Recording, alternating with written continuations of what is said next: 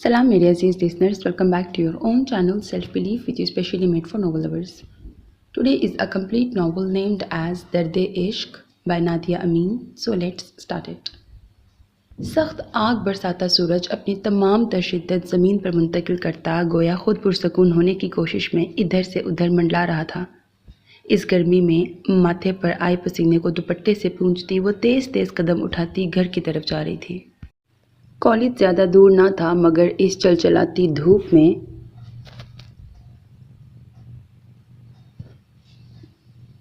ये फासला बहुत तवील लग रहा था।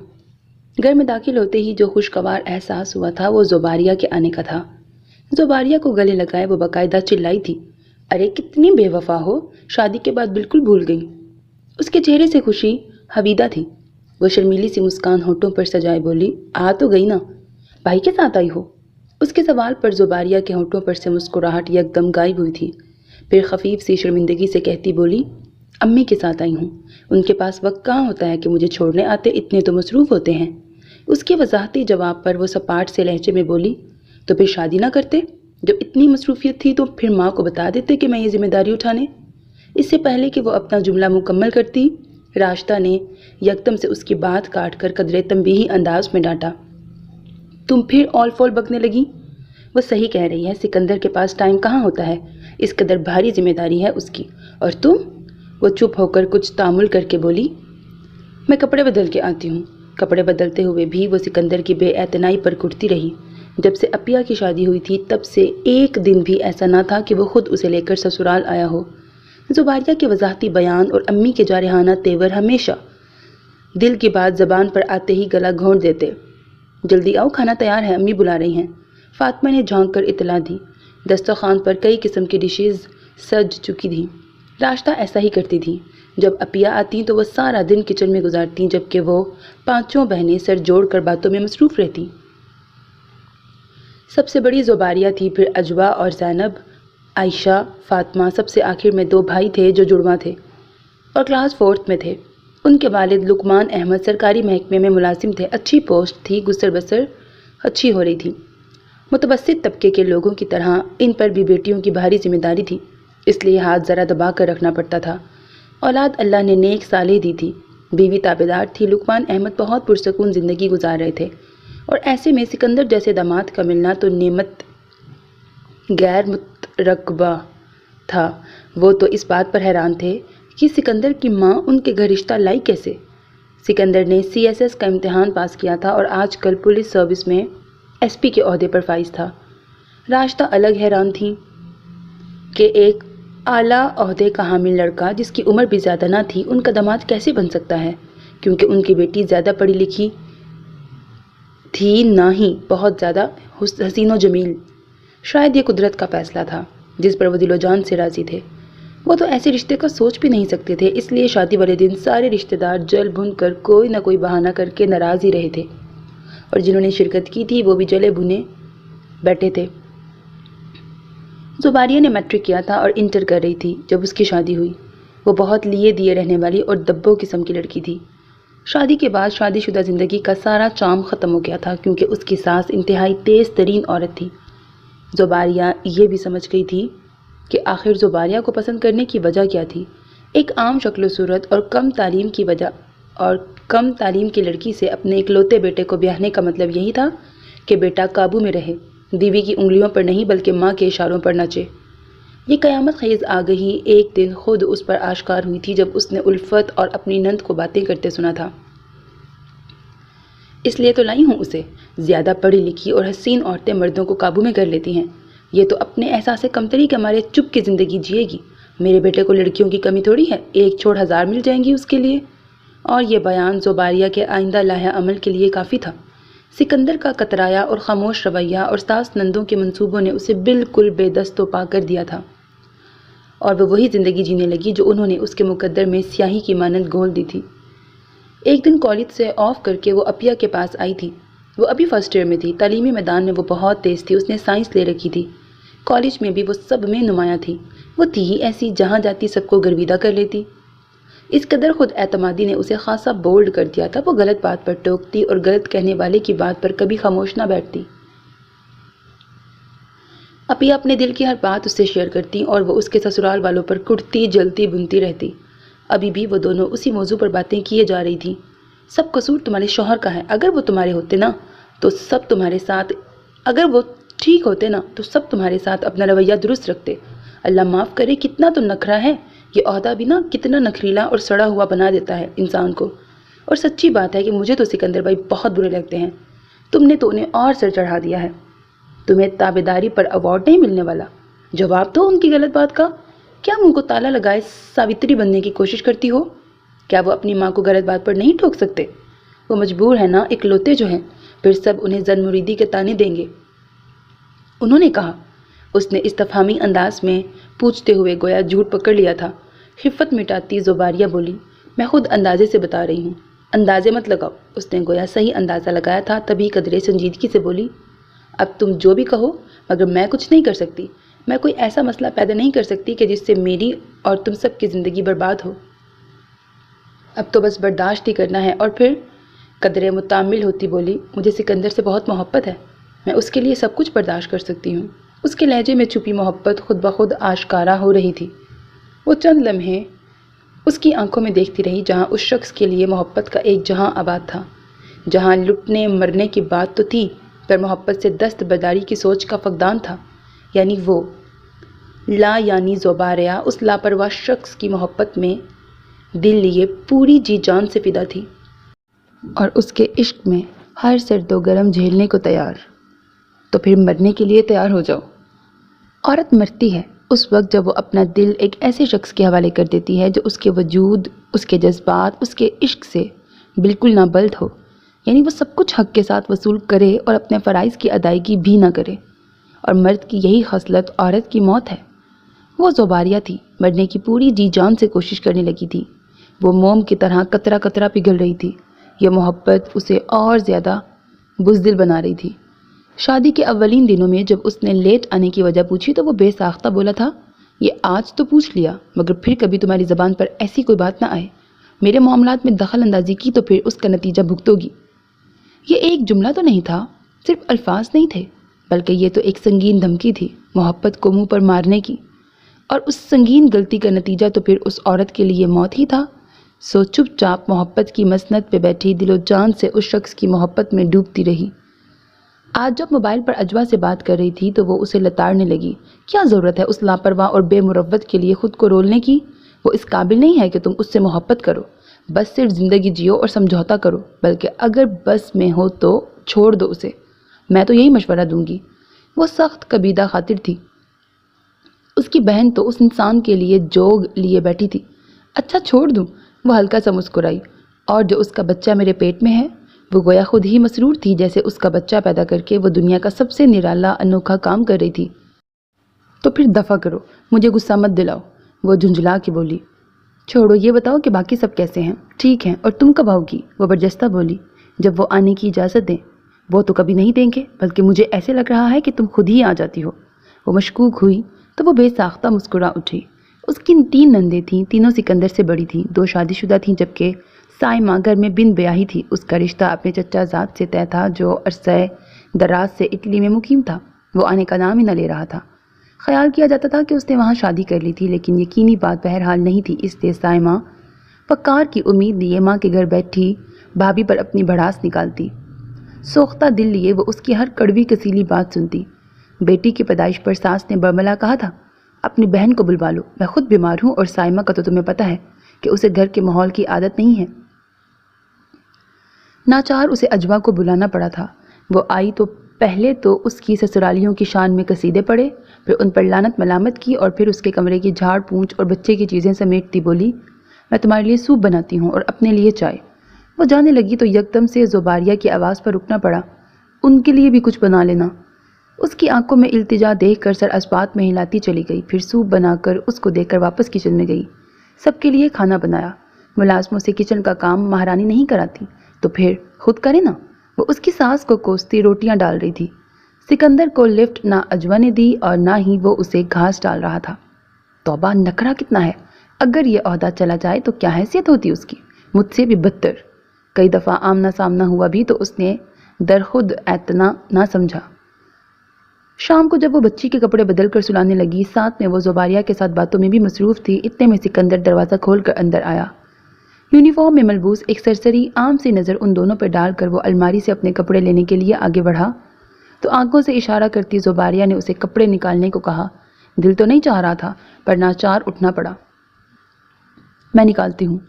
الماری کھول کر اس نے کپڑے نکالے، اس کے ہاتھ سے کپڑے لے کر وہ باتھ روم میں چلا گیا۔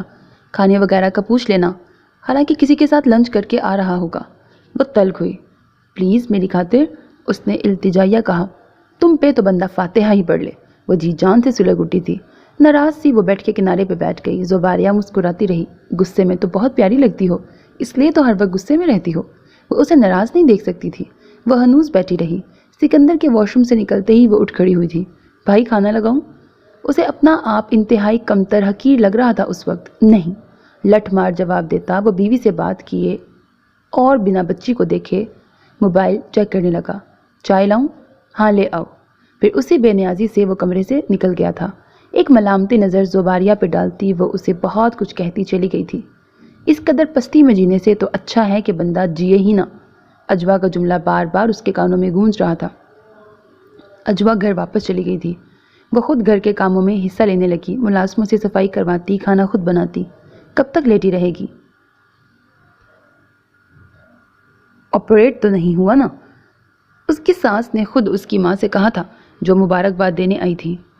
وہ کبھی خود شاپنگ کرنے نہیں گئی۔ اس کی ساس اس کے لیے جو لے آتی وہ وہی پہنتی۔ اپنی بیوی کی عادتیں بگاڑنا مت، ایک دفعہ بازار کی لت پڑ گئی تو پھر روکنا محال ہوگا۔ وہ کون سا ماں سے باز پرس کرتا؟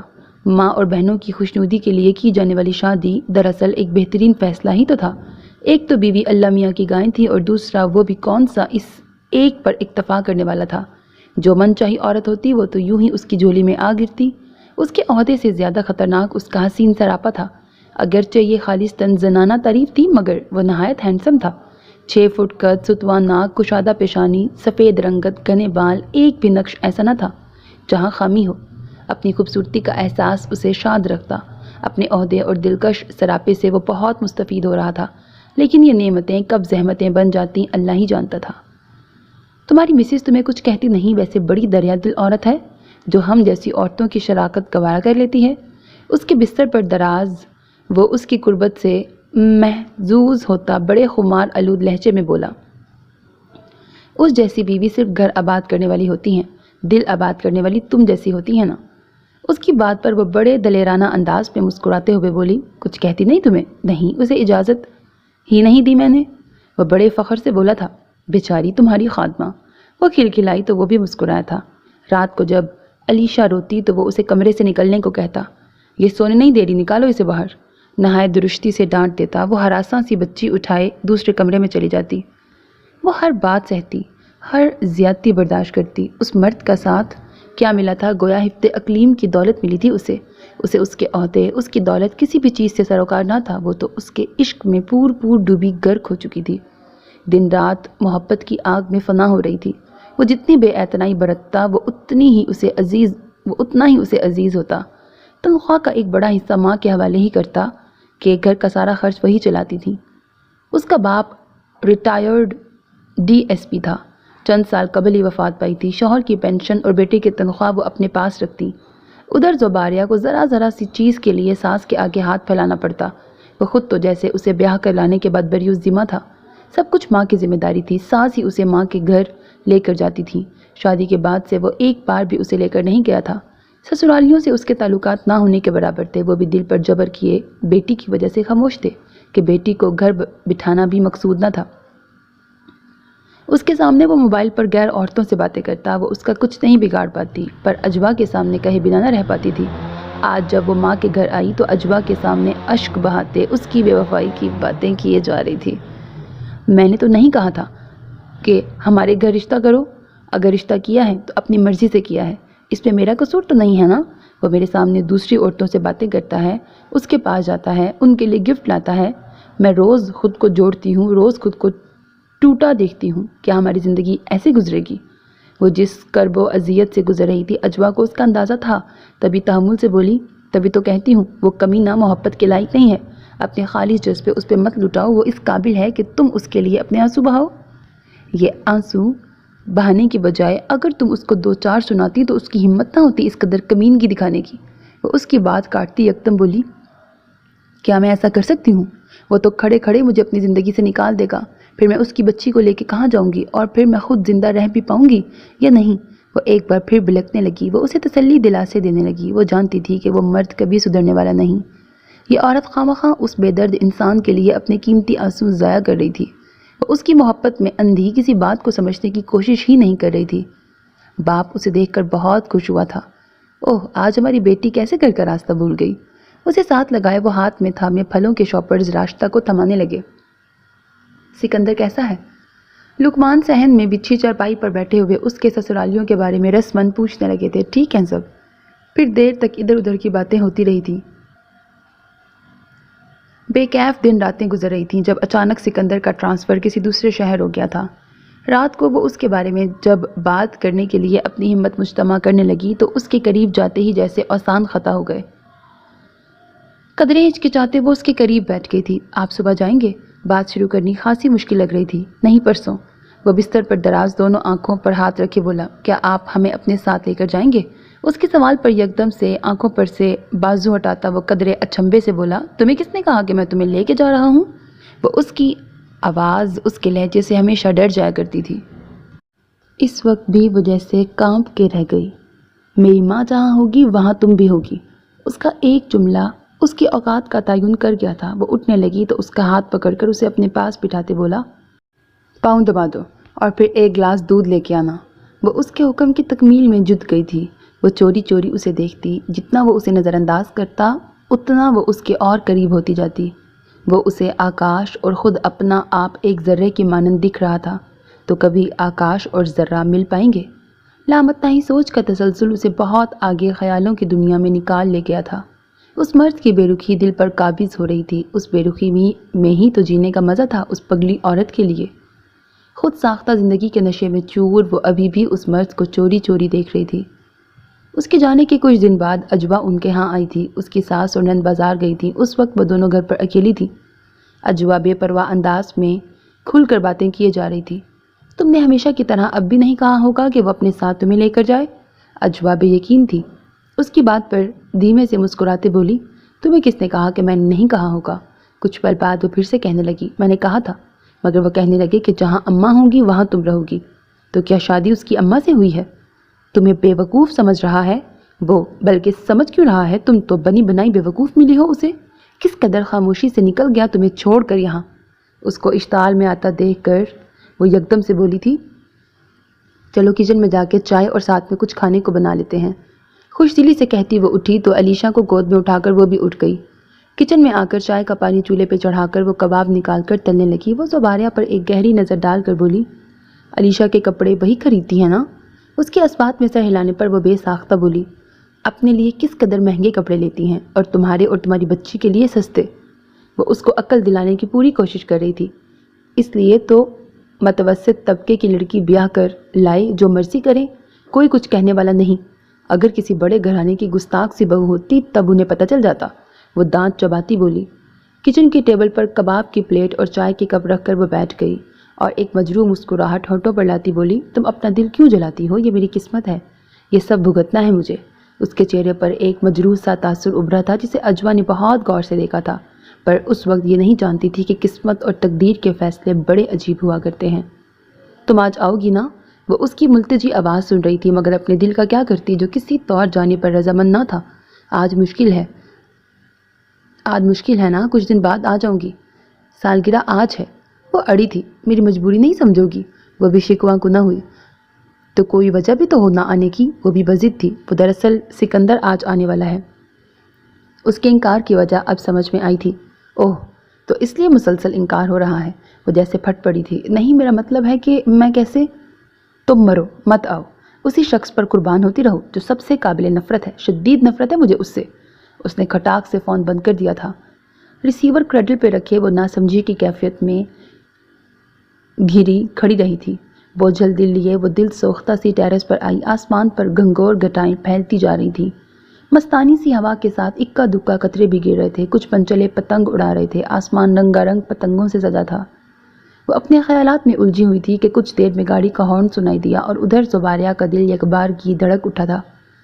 اسے ایسے معلوم ہو رہا تھا جیسے وقت رک گیا ہو، کائنات میں چلتی ہر چیز رک گئی ہو، اور اگر کہیں کوئی آواز آ بھی رہی ہے تو وہ صرف اور صرف اس کے دل کی دھڑکن کی ہے، اور اس کے دل کی دھڑکن کو تہس نہس کرنے والا، اس کے وجود کو عشق کی چنگاری لگانے والا آ گیا تھا۔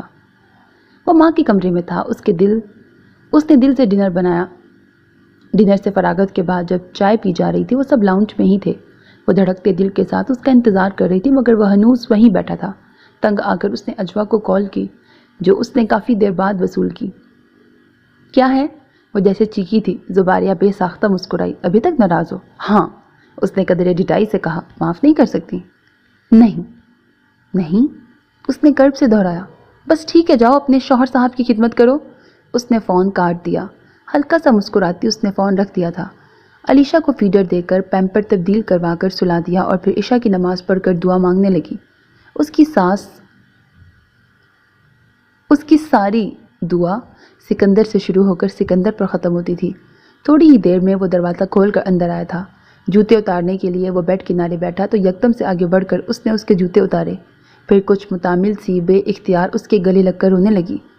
یہ 1 مہینہ اسے 1 صدی کے برابر لگا تھا۔ 1 دن بھی تو نہیں گزار سکتی تھی اس کے بغیر، کجا کے 1 مہینہ۔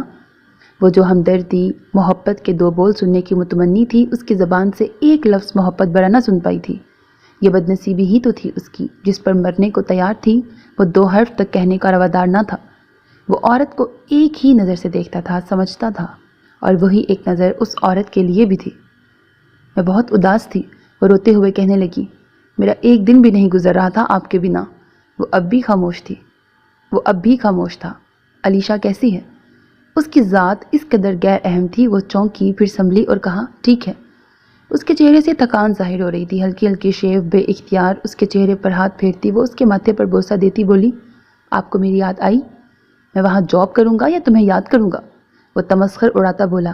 پلیز ناراض نہ ہوں، میرے منہ سے شاید کچھ غلط نکل گیا۔ وہ سراسیما سی بولی تھی۔ مجھے نیند آ رہی ہے۔ سرد سے بیڈ سے اٹھتا وہ کپڑے چینج کرنے چلا گیا۔ پھر 3 چھٹیاں کیسے گزری پتہ ہی نہ چلا۔ وہ پاگلوں کی طرح اس کے ارد گرد منڈلاتی رہی، اس کے پاؤں کی دھول بنی رہی۔ وہ خاک تھی اور خاک ہونے لگی تھی۔ وہ ایک بار پھر پریگننٹ تھی۔ جب اجوا کو پتہ چلا تو خوب لڑی اس سے۔ تمہیں ضرورت ہی کیا تھی اتنی جلدی؟ وہ کیسا شوہر ہے دیکھ رہی ہو پھر بھی۔ اسے سمجھ نہ آ رہی تھی کہ کیا کر ڈالے۔ علیشا پورے 3 سال کی ہو چکی ہے۔ اب وہ چاہ رہا تھا تو پھر میں کیسے انکار کر سکتی تھی؟ اس نے وضاحت دی تھی۔ نہیں، میں یہ قطعی ماننے کو تیار نہیں کہ یہ اس کی خواہش پر ہے۔ وہ ابھی بھی ناقابل یقین نگاہوں سے دیکھے جا رہی تھی۔ راشدہ بیگم جو سبزی کی ٹوکری لیے ادھر ہی آ رہی تھی، اجوا کو لتاڑنے لگی۔ یہ تم کیا اس کا گھر تباہ کرنے کی گن سکھاتی ہو؟ وہ تو انہیں زچ کیے دے رہی تھی، صبر نہ آیا تو جیسے پھٹ پڑی۔ یہ اس کا اور اس کے شوہر کا معاملہ ہے، تم بیچ میں مت بولو۔ تو گھلتی رہے پھر۔ پیر پٹکتی وہ اٹھ کر کمرے سے چلی گئی۔ خبردار اس کی باتوں میں نہ آنا، اگر تم نے اس کی ایک بھی بات سن لی تو بس گیا تمہارا گھر۔ راشدہ بیگم بہت نالاں تھی اس سے۔ یہ باقی 2 کہاں غائب ہیں؟ وہ زینب اور فاطمہ کو پوچھنے لگی۔ ٹی وی کے آگے بیٹھی کوئی ڈرامہ رٹ رہی ہیں۔ راشدہ طنز کرتی گویا سارا غصہ کریلوں پر نکالنے لگی تھی۔ اماں یہ مجھے دے، میں چھیل دوں۔ راشدہ کے ہاتھ سے چھری لے کر وہ کریلے چھیلنے لگی۔ میں گوشت چڑھا کے آتی ہوں۔ وہ کچن میں چلی گئیں۔ تھوڑی ہی دیر میں اجوا علیشا کو اٹھائے باہر آ گئی۔ جاگ گئی محترمہ؟ فیڈر پی کر بولی، مما کے پاس جاؤں گی۔ علیشا کی نقل اتارتی اسے گود میں بٹھا کر اس کے ساتھ کھیلنے لگی۔ زباریہ مطمئن سی کریلے چھیلنے میں مصروف ہو گئی۔ کالج سے گھر آتے ہوئے وہ اپنی دھن میں مگن راستہ طے کر رہی تھی کہ راستے میں سکندر کو گاڑی میں گزرتے دیکھا۔ اس کی گاڑی کے آگے پیچھے گاڑیاں پوری رفتار سے بھاگ رہی تھیں۔ اوہو بھائی صاحب، آج پہنچ گئے یہاں؟ وہ تیز تیز قدموں سے راستہ طے کرنے لگی۔ گھر پہنچی تو جیسے ایک قیامت اس کی منتظر تھی۔ وہ ہوا تھا جس کا اس نے کبھی تصور بھی نہیں کیا تھا، اور جو ہوا تھا وہ ہرگز بھلائے جانے والا نہ تھا۔ ہر آنکھ اشک بار تھی اس کی جوان موت پر، ہر ایک لرز کے رہ گیا تھا۔ دوسرے بچے کی پیدائش پر جانے کیا پیچیدگی ہوئی کہ اس ناگہانی سانحہ سے 2-4 اسے ہونا پڑا تھا۔ وہ تو جیسے صدمے سے نڈھال تھی۔ اسے یقین نہیں آ رہا تھا کہ اس کا ہنستا کھلکھلاتا وجود منو مٹی تلے جا سویا تھا۔ ماں باپ الگ نڈھال پڑے تھے۔ علیشا تو بس روتے ہوئے ماں کے پاس جانے کی ضد کیے جا رہی تھی۔ اجوا نے آج تو اس شخص کی آنکھیں بھی نم دیکھی تھیں جس نے سب سے زیادہ ناقدری کی تھی اس کی بہن کی۔ اس وقت تو وہی اسے اس کا قاتل لگ رہا تھا۔ اس کا دل چاہ رہا تھا کہ وہ اس کا گریبان پکڑ کر اس کا محاسبہ کرے۔ وہ اسے اس بدروح کی مانند لگ رہا تھا جو اس کی زندہ بہن کو سالم نگل گیا ہو۔ زندگی جیسے جمود کا شکار ہو کے رہ گئی تھی۔ وہ کئی دن تک سکتے کسی حالت میں رہی تھی، لیکن ماں باپ کی خاطر دل کو سنبھالنا پڑا تھا۔ پھر وہ ماں کو دلاسا دینے والی چٹان بن گئی۔ گزرتے دن رات خود ہی مرہم لگائے جا رہے تھے۔ دکھ کی آمیزش بھرے دن اس وقت بہت بھاری لگ رہے تھے۔ اب ایک زندگی سے جڑی کہانی تو ٹوٹ گئی تھی، مگر ایک اور زندگی سے جڑنے کی کہانی شروع ہونے والی تھی۔ وہ تو سب کو اداس مغموم کر کے چلی گئی تھی، پر اپنی دو نشانیاں ان سب کے لیے چھوڑ گئی تھی، علیشہ اور نو مولود علینا۔ ان کے گھر میں سناٹے بول رہے تھے۔ یہ سناٹے طویل ہوتے اگر الفت نہ آتی اور ان کے اعصاب پر ایک اور بم نہ پھوڑتی۔ یہ سوچا بھی کیسے انہوں نے؟ جب اس نے سنا تو دنگ رہ گئی تھی۔ لو، اس میں سوچنے کی کیا بات ہے؟ لوگوں نے تو مجھے کہا کہ اپنی بیٹی کی بات کرو، بچوں کو خالہ ماں بن کر پالے گی۔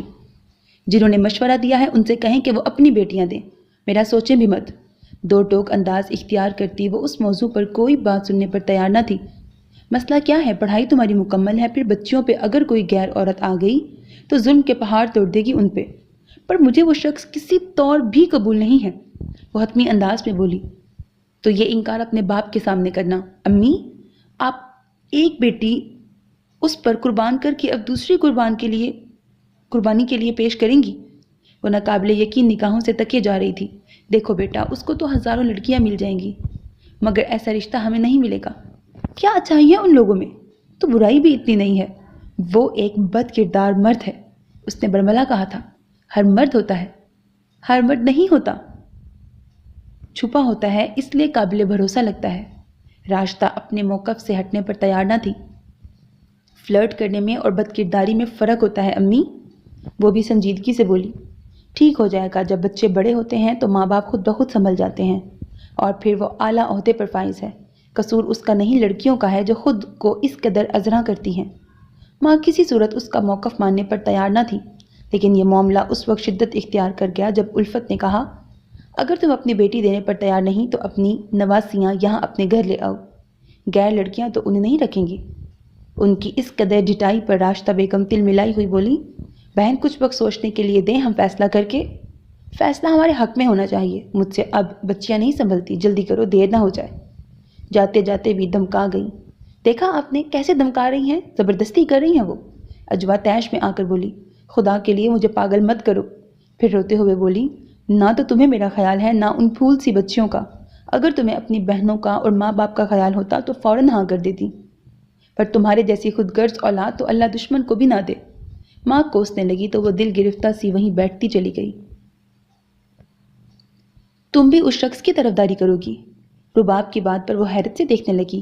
نہیں، میں تو ایک سیدھی بات کر رہی ہوں، اگر کوئی بھی دوسری عورت آئی تو وہ تمہاری بھانجیوں کے ساتھ کیا کرے گی، اس کا اندازہ تو تمہیں ہوگا۔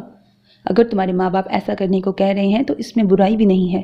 کبھی کبھار ہمیں کچھ فیصلے دوسروں کی خاطر بھی کرنے پڑتے ہیں، باقی تم خود سمجھدار ہو۔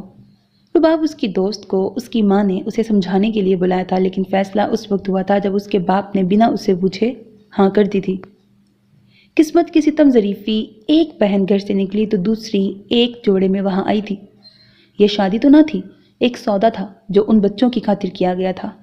شادی کی پہلی رات جیسا کچھ بھی نہیں تھا، وہی کمرہ، وہی لوگ، بالکل عام سا دن، عام سی رات۔ شادی ایسی تو نہیں ہوتی۔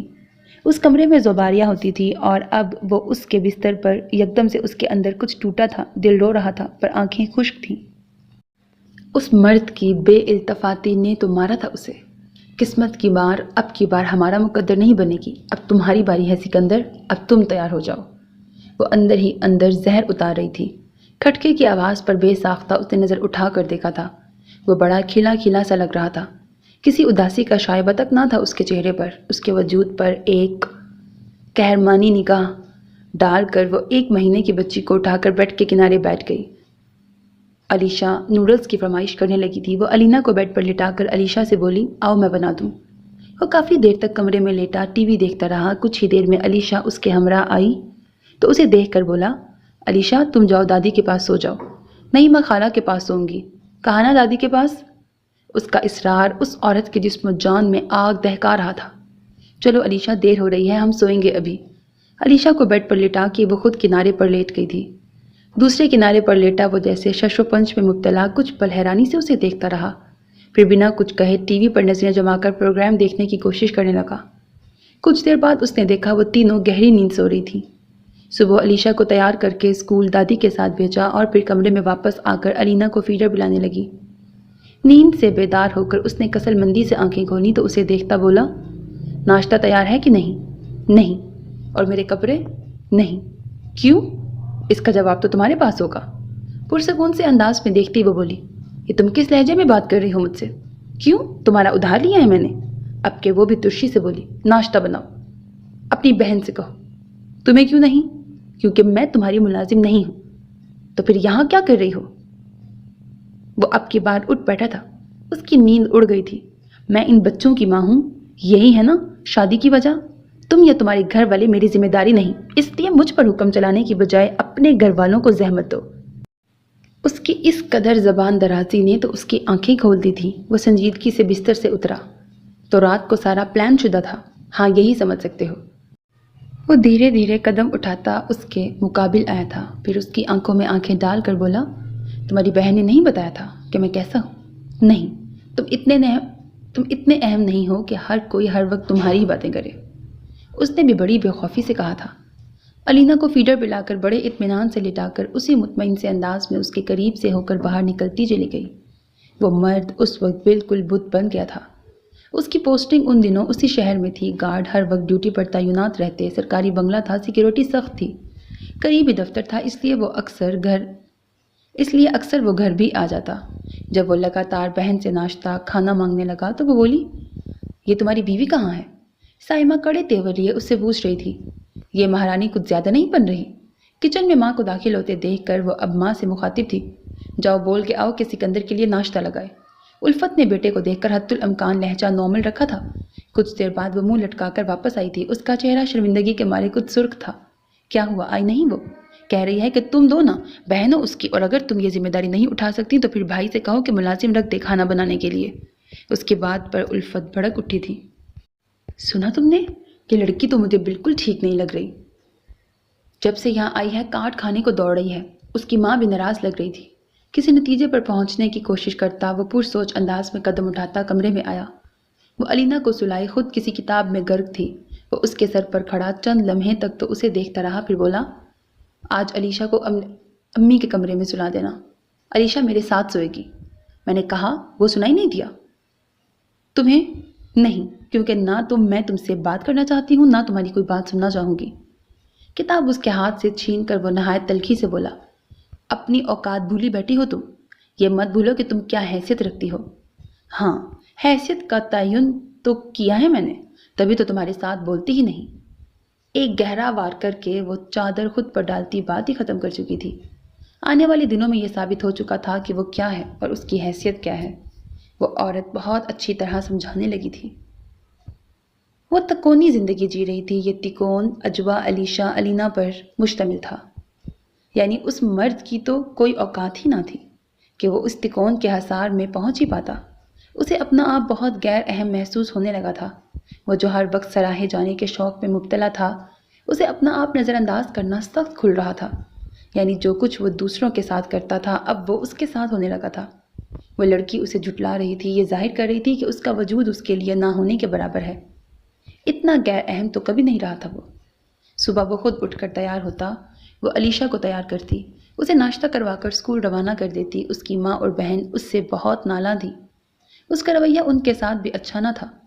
لڑکی، میں دیکھ رہی ہوں کہ تم اپنے شوہر کے کھانے پینے، کپڑوں، کسی بھی ضرورت کا خیال نہیں رکھتی، اس لیے تو تمہیں نہیں لے کے آئی تھی کہ تم مہارانیوں کی طرح بیٹھی شان سے رہو۔ وہ بڑے جلے دل سے کہہ رہی تھی، جبکہ وہ بڑے مطمئن سے انداز میں بولی تھی، پوتیوں کے لیے ہی تو لائی تھی نا آپ مجھے، وہ ذمہ داری میں بہت اچھی طرح نبھا رہی ہوں، اور کیا چاہیے آپ کو؟ دیکھا کیسے جواب دے رہی ہے مجھے؟ وہ تو ہتے سے اکھڑ گئی تھی۔ اس کی بہن تو اس جیسی نہیں تھی، وہ تو بہت با اخلاق ملنسار تھی۔ مجھے کیا خبر تھی کہ یہ آفت ہے پوری کی پوری؟ میری تو توبہ جو اس بلا کو بیاہ لے آئی۔ ہاں، اسی نیک پروین کی چاہ میں ہی تو ہمارے گھر آئی تھیں آپ۔ تاکہ دوسری پر بھی اسی طرح کے ظلم کے پہاڑ توڑ کر دوسری سے بھی دنیا پاک کر دیں؟ اس کے اس قدر سچائی پر مبنی بات پر وہ پہلو بدل کے بولی، تو کیا میں نے مارا ہے اسے؟ مجھے کیوں کوس رہی ہو؟ کیا کمی تھی اسے یہاں؟ الفت بھڑکتی اپنے حواس خطا کیے جا رہی تھی۔ ہر چیز کی کمی تھی، محبت کی، دوستی کی، رشتوں کی، دولت کی، اس کے لیے تو ہر چیز ناپید تھی۔ وہ حقیقت دکھانے پر آئی تو بولتی چلی گئی، آپ سب ٹی وی دیکھنے دیں مجھے۔ قدرے جھنجھلائے انداز میں ان کو روک کر وہ چلایا تھا۔ اس کے جاتے ہی ماں اس کے قریب بیٹھ کے بولی، بہت دھوکہ کھایا میں تو سمجھی تھی کہ یہ بھی بہن کی طرح سعادت مند ہوگی، مگر یہ تو پوری پٹاخہ ہے۔ وہ بنا کچھ کہے نگاہیں ٹی وی اسکرین پر جمائے کہیں اور تھا۔ تو آج آپ کو ہماری یاد آ ہی گئی۔ اس کے آنے پر نازنین نے بڑی دلکش مسکراہٹ سے اسے ویلکم کیا تھا۔ ہاں بس کچھ طبیعت ٹھیک نہیں لگ رہی۔ ارے واہ، ایسی حالت میں تو تمہیں اپنی بیگم کے پاس ہونا چاہیے تھا، نہ کہ ہمارے پاس۔ عالی شان کشادہ لاؤنج کے صوفے پر اس کے انتہائی قریب بیٹھی وہ بڑے عاشقانہ انداز میں کہے جا رہی تھی، اگر اس کے پاس ہوتا تو پھر یہاں آتا؟ اس نے قدرے سنجیدگی سے کہا تو وہ مسکراتے ہوئے بولی، یہ بھی پسند نہیں ہے کیا؟ پھر کچھ دیر بعد بولی، اگر یہ بھی پسند نہیں تو پھر ہم سے شادی کیوں نہیں کر بیٹھتے؟ روز کا آنا جانا ختم ہو جائے گا۔ آج جانے کیوں نازنین کی باتیں بھی کچھ خاص بھلی نہیں لگ رہی تھیں۔ وہ بے دلی سے اٹھا۔ کیوں اتنی جلدی؟ وہ ہڑبڑا کر اٹھی تھی۔ میں گھر جاؤں گا، یہ کہتے ہی وہ سیدھا نکلا تھا۔ وہ ایک اڑیل گھوڑے کی مانند سرکش زندگی کی لگام تھامے اپنی مرضی کی دوڑ لگائے ان میں سے ہر ایک کو پیچھے چھوڑنے کی تگ و دو میں تھی۔ شام کو گرم چائے کا کپ لیے جب وہ لاؤنج میں آئی تو الفت کو سکندر کے پاس بیٹھے دیکھ کر اپنے کمرے میں چلی گئی۔ کافی دیر بعد جب وہ باہر نکلی تو ہنوز وہ دونوں وہیں بیٹھے ٹی وی کے کسی پروگرام پر تبصرہ کر رہے تھے۔ مجھے تم سے کچھ بات کرنی ہے۔ اس کی بات پر یکدم سے رخ موڑ کر سکندر نے اسے دیکھا تھا۔ کیا بات ہے؟ اپنی آواز اسے خود اجنبی لگی تھی۔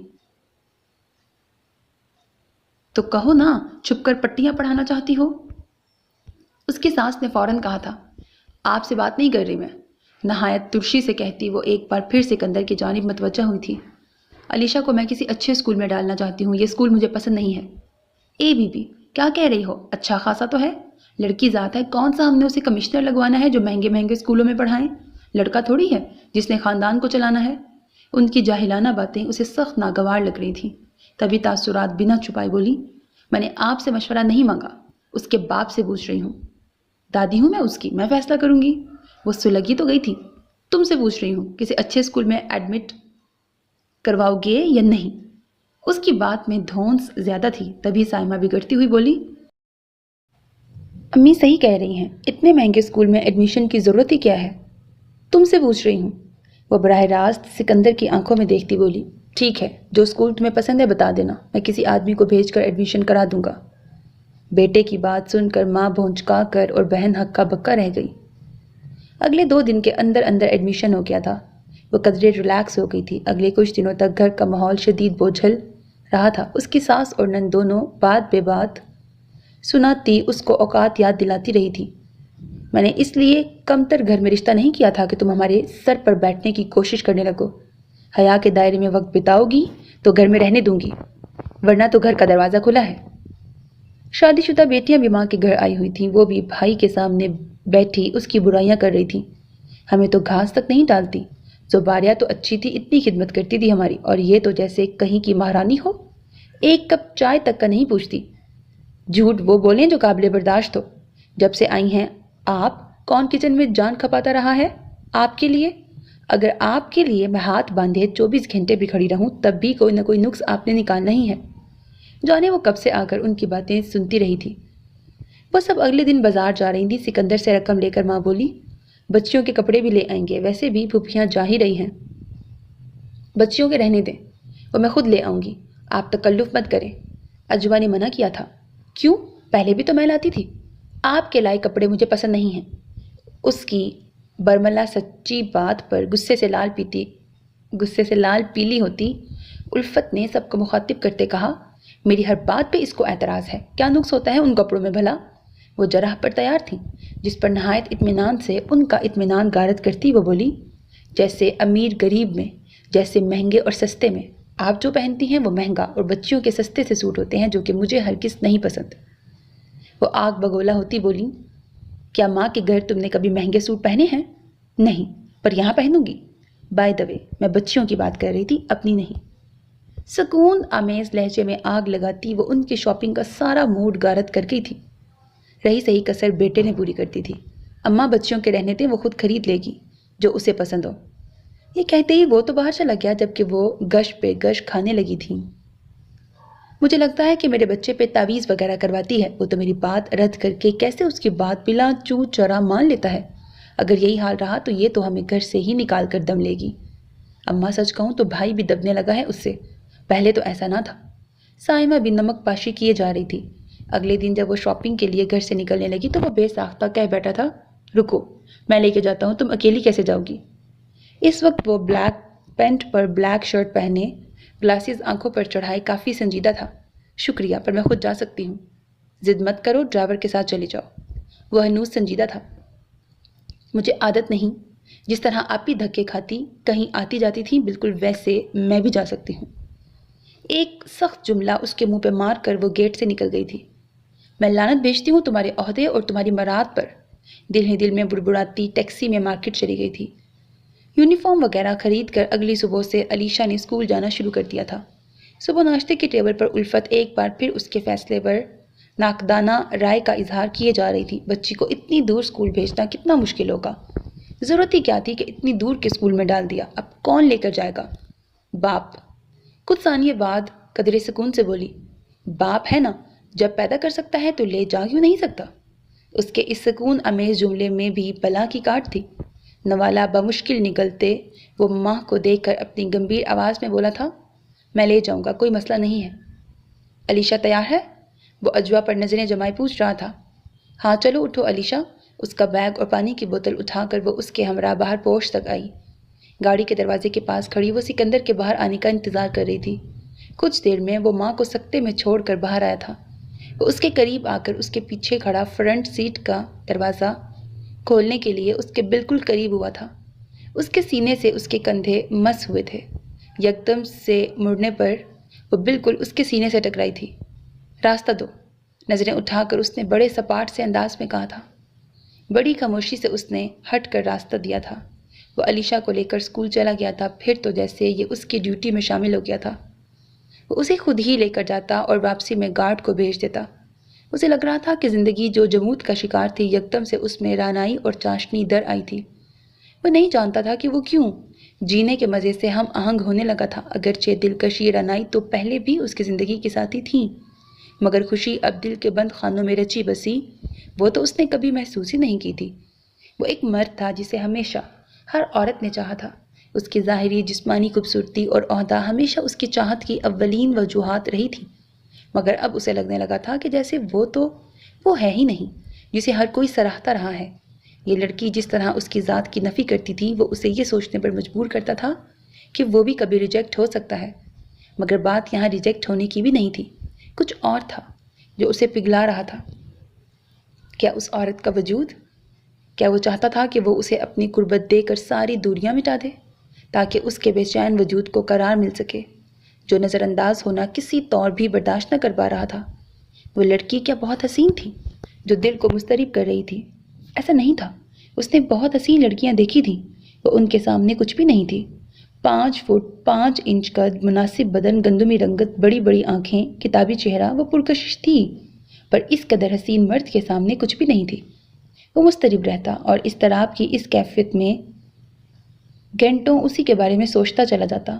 شاید اس لڑکی نے دور رہ کر اسے سوچنے پر مجبور کر دیا تھا۔ آج سنڈے تھا، وہ دیر تک سویا رہا تھا۔ جیسے ہی نیند سے بیدار ہوا تو علیشہ کو تیار دیکھ کر فوراً پوچھ بیٹھا تھا، یہ بیگ وغیرہ کہاں لے کے جا رہی ہو؟ علینا کا چھوٹا بیگ تھامے وہ کمرے سے نکل رہی تھی جب اس نے اسے روکا تھا۔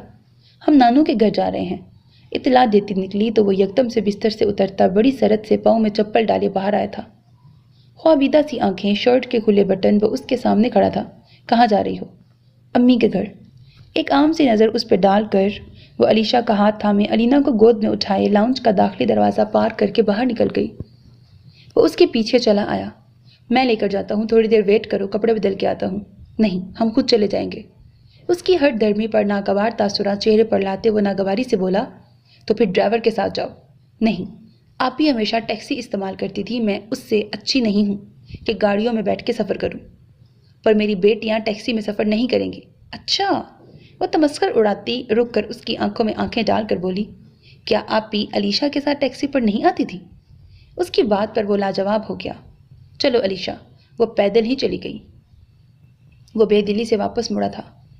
मैं हैरान इस बात पर हूँ कि वो आखिर चाहती क्या है। ना तो उसे मेरे घर वाले अच्छे लगते हैं, ना ही मैं। ऐसा लगता है कि जैसे उसने शादी महज इंतकाम लेने के लिए की हो। मैं मानता हूँ कि मुझसे कोताही हुई है, मगर यार वो तो बिल्कुल कॉम्प्रोमाइज़ करने पर तैयार नहीं। वो हुज़ैफ़ा के सामने अपने दिल की बातें अयां कर बैठा था। हुज़ैफ़ा उसके बचपन का दोस्त था। उन दोनों की मिसाली दोस्ती आज तक कायम थी। वो दोनों अपनी कोई भी बात छुपाते नहीं थे। तुम्हें मसला क्या है? अगर वो पास नहीं आती तो कब तक ऐसा करेगी? बाहर क्या कम है बताओ उसे?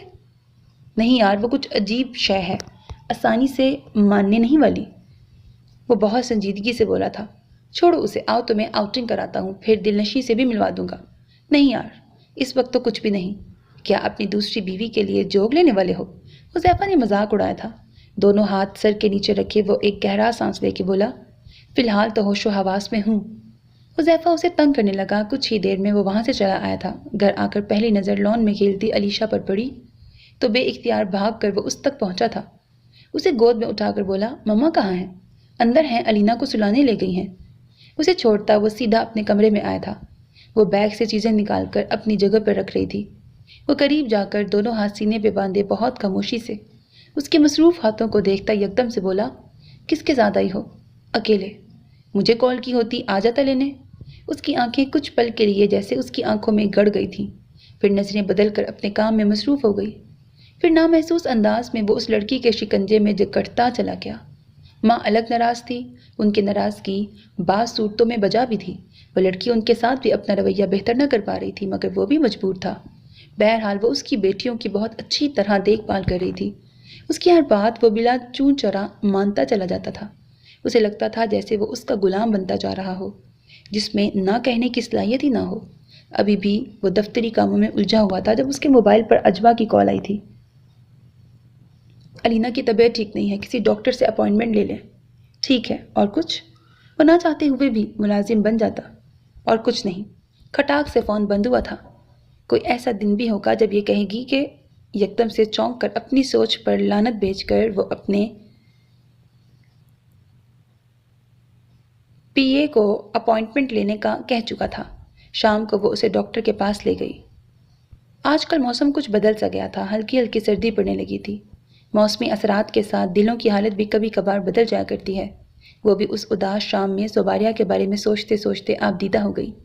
कितनी मोहब्बत थी उसे उस शख्स से जो किसी भी लिहाज से मोहब्बत के लायक न था। यहाँ तक कि उस शख्स की मोहब्बत में फ़ना हो गई। दिल में दर्द उठा तो वहशत सी होने लगी। उस वक्त वो मरका इस तरह बनी सोचों के तसलसल में घिरी थी कि जिससे निकलना उसे खुद भला न लग रहा था। आबलापाई की जिस कैफियत से उसकी बहन दो चार हुई थी वो कभी भूल नहीं सकती थी। उसकी बहन बेवकूफ़ थी जो उस मर्द की ज़ाहिरी खूबसूरती से मुतासिर हो बैठी थी और उसके अंदर के तवफन गंदगी को देख ही न सकी जो अजवा को नजर आ रही थी। जानते बूझते वो किस तरह बेरिया मोहब्बत कर सकती थी उससे। उसे बहन पर दुख के साथ हैरत भी हो रही थी। ज़ैनब का रिश्ता आया था। चट मंगनी पट ब्याह वाला मामला था। लड़के की बहुत अच्छी जॉब थी, सो माँ बाप ने बात पक्की कर दी थी। वो हफ्ते के हफ्ते माँ के घर जाकर तैयारियों में मदद कर दिया करती थी। उल्फत को बहुत एतराज़ था जिसका बमला इजहार उन्होंने उसकी मौजूदगी में किया था। क्या घर में और बहनें नहीं हैं जो ये यहाँ से चल पड़ती है? इसे कहो कि घर में टिक कर रहे। मुझे हरगिज़ ये बर्दाश्त नहीं है कि ये आए रोज़ चल पड़े। उसके कानों पर जून तक न रेंगी। वो बड़े मज़े से जाती रही। उधर उल्फत कुड़ कर सिकंदर को भड़काने की मुसलसल कोशिश करती रही। अम्मी भाई को कहने की ज़रूरत नहीं, ये तो खुद उनसे डरते हैं। साइमा ने तंज किया तो माँ ने भी कहा, हाँ मुझे भी ऐसे ही लग रहा है। उसने चुप साध ली थी। कुछ कहकर वो माँ का दिल दुखाना नहीं चाहता था और ना ही वो उसे रोक सकता था। इस कदर बेबसी वाली कैफियत उसकी ज़िंदगी में कभी आएगी उसने सोचा तक ना था। शादी वाले दिनों में तो वो उधर ही रुक गई थी और फिर वो दिन भी आया था जब उसके मैके वाले अजवा समेत शदीद हैरत से दो चार हुए थे। ड्राइंग रूम में बैठा वो लुकमान अहमद के साथ बातों में मसरूफ़ था। दामाद को यूं आज यहाँ देखकर वो हकीकी मानों में बहुत खुश थे। ये मुसरत उनके हर अंदाज से झलक रही थी। उसकी खूबसूरत आवभगत हो रही थी। राश्ता अलग सोफे पर बैठी मुस्कुरा रही थी। लुकमान ने बीवी को इशारा करके बाहर बुलाया। उनके जाते ही ड्राइंग रूम में वो अकेला रह गया था। کچھ ہی دیر میں علیشہ آئی، باپ کے گلے لگ کر گود میں بیٹھ گئی۔ مما کہاں ہیں؟ نہایت دھیمے سے وہ اس کے کان میں بولا تھا۔ وہ کام کر رہی ہیں، علیشہ نے مختصر کہا۔ اتنے میں سب سے چھوٹی بہن فاطمہ اندر آئی تھی۔ علیشہ آپی بلا رہی ہیں۔ علیشہ فوراً اس کی گود سے اتری اور بھاگ کر نکل گئی۔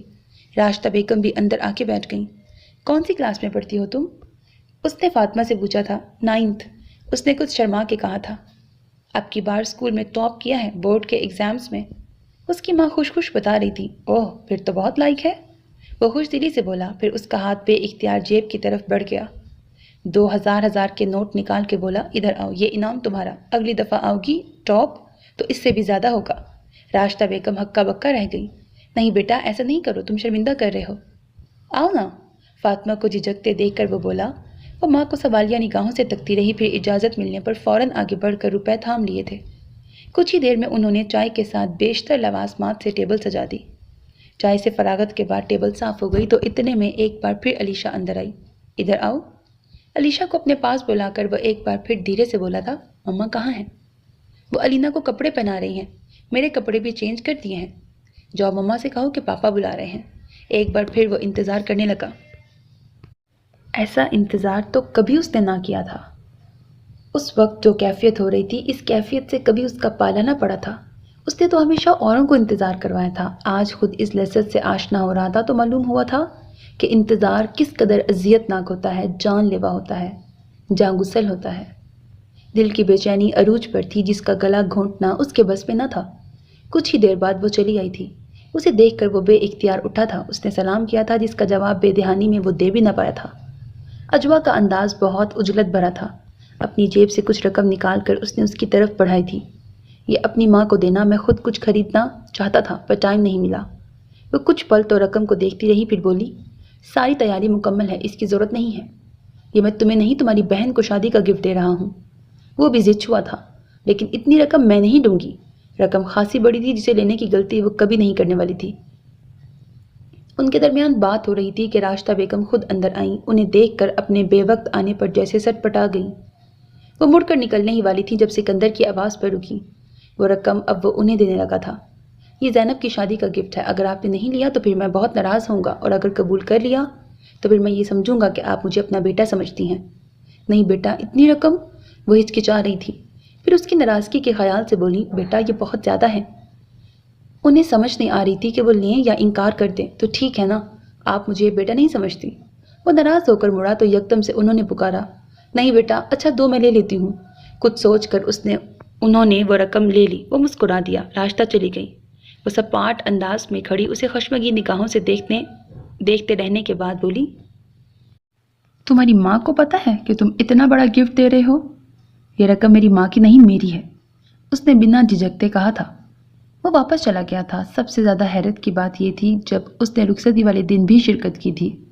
لقمان احمد تو پھولے نہیں سما رہے تھے، اچھا خاصا روب پڑ رہا تھا برادری اور پڑوس والوں پر۔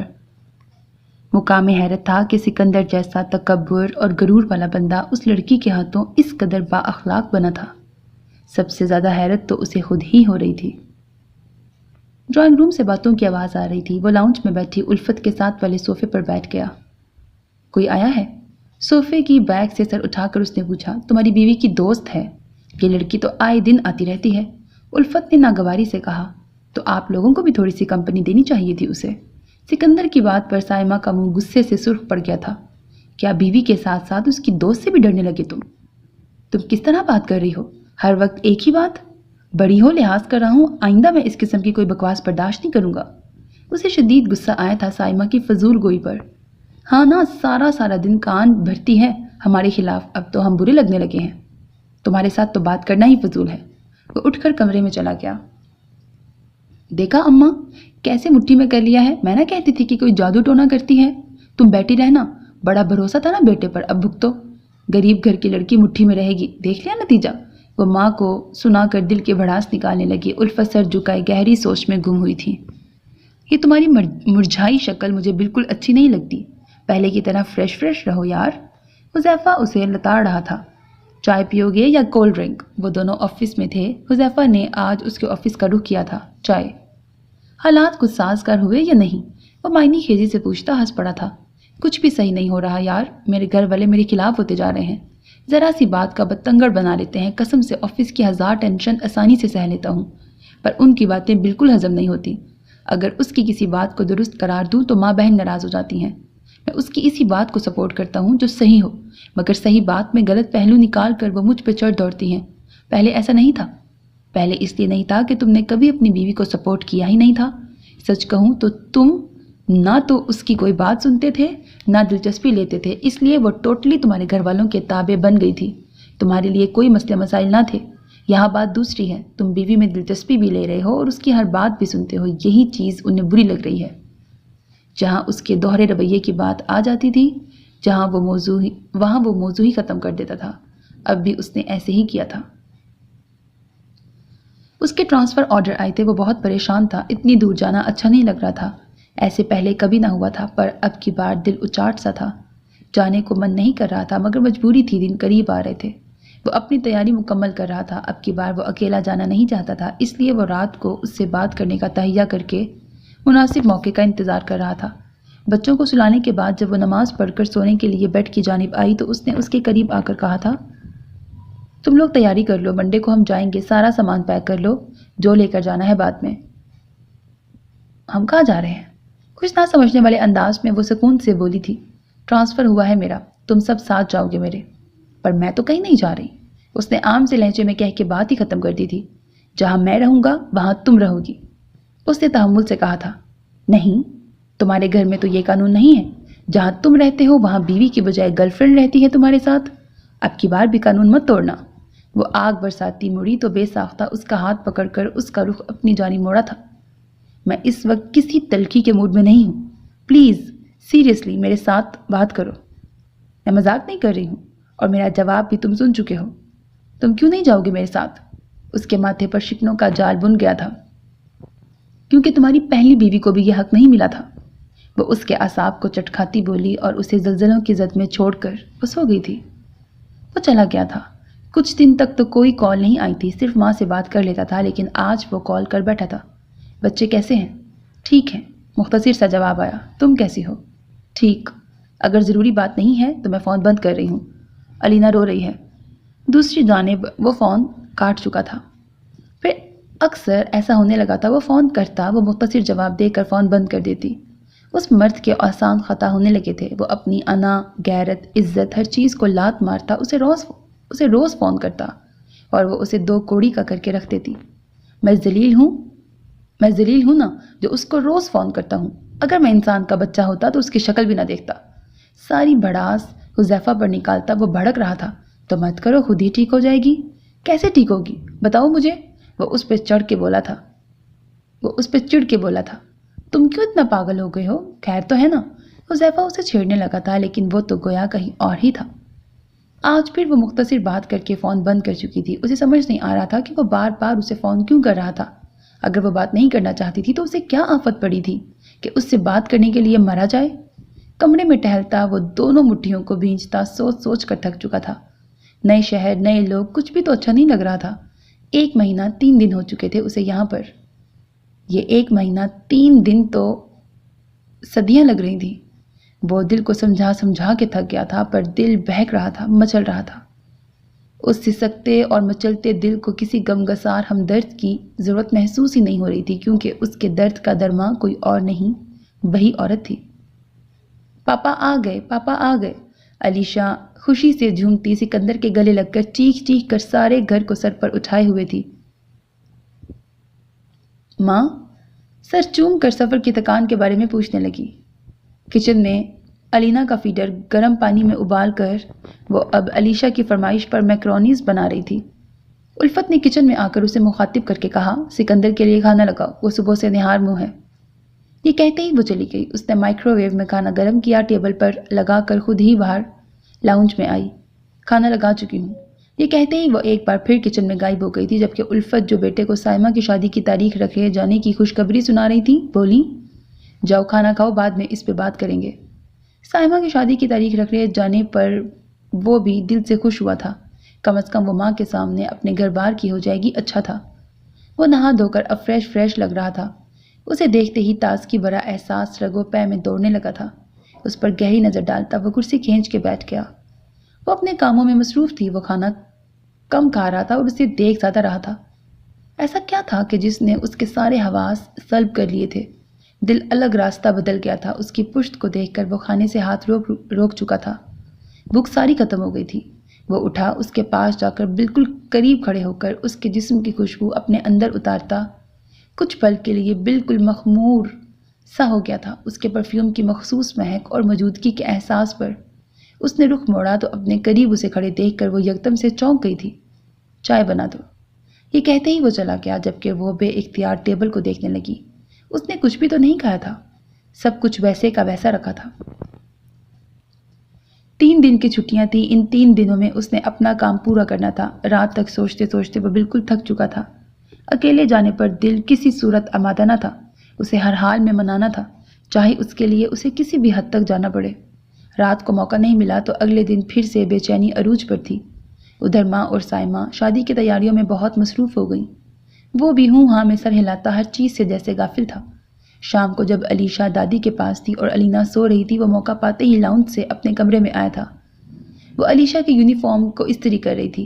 دروازہ لاک کر کے وہ اس کے پاس ہی آیا تھا۔ ایک سرسری عام سی نظر دروازے پر ڈال کر وہ ایک بار پھر سے اپنے کام میں مصروف ہوئی تھی۔ تم پیکنگ کر لو، ہم پرسوں جائیں گے۔ ناپسندیدہ موضوع جس سے وہ خود بچنا چاہ رہا تھا پر مجبوراً بول پڑا تھا۔ میں تمہیں جواب دے چکی ہوں۔ عام سا جواب آیا تھا، پر میں لازماً لے کے جاؤں گا۔ وہ سرکش ہونے لگا۔ ماں کو لے کے جاؤ، اسے بھی لے کے جاؤں گا، مگر پہلے تم جاؤ گی۔ میں کسی صورت نہیں جاؤں گی۔ وہ اس کی آنکھوں میں بے خوفی سے دیکھتی بولی تھی۔ کتنی سزا دو گی مجھے؟ سزا تو پہلے ہی بھگت رہا ہوں میں، کم از کم جا تو سکتی ہو تم میرے ساتھ۔ اس کے کندھے دونوں ہاتھ سے تھامے وہ یکدم سے اس کا رخ اپنی جانب موڑ کر بولا، خدا کے لیے بات مان لو میری، کتنا تڑپاؤ گی مجھے؟ کتنی سزا دو گی؟ کتنی منتیں کروں تمہاری؟ میں نہیں رہ سکتا وہاں اکیلا، کتنی اذیت دو گی مجھے؟ ہاتھ اٹھاؤ۔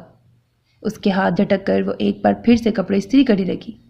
ایک بار پھر اس کا چہرہ موڑ کر وہ التجائیہ پلیز چلو نا میرے ساتھ، تم جو کہو گی میں وہ کروں گا، جیسا تم کہو گی ویسا ہی ہوگا، میں نہیں رہ سکتا تمہارے بغیر۔ یہی تو زباریہ بھی کہتی تھی تمہیں، کبھی سنا تھا تم نے اسے؟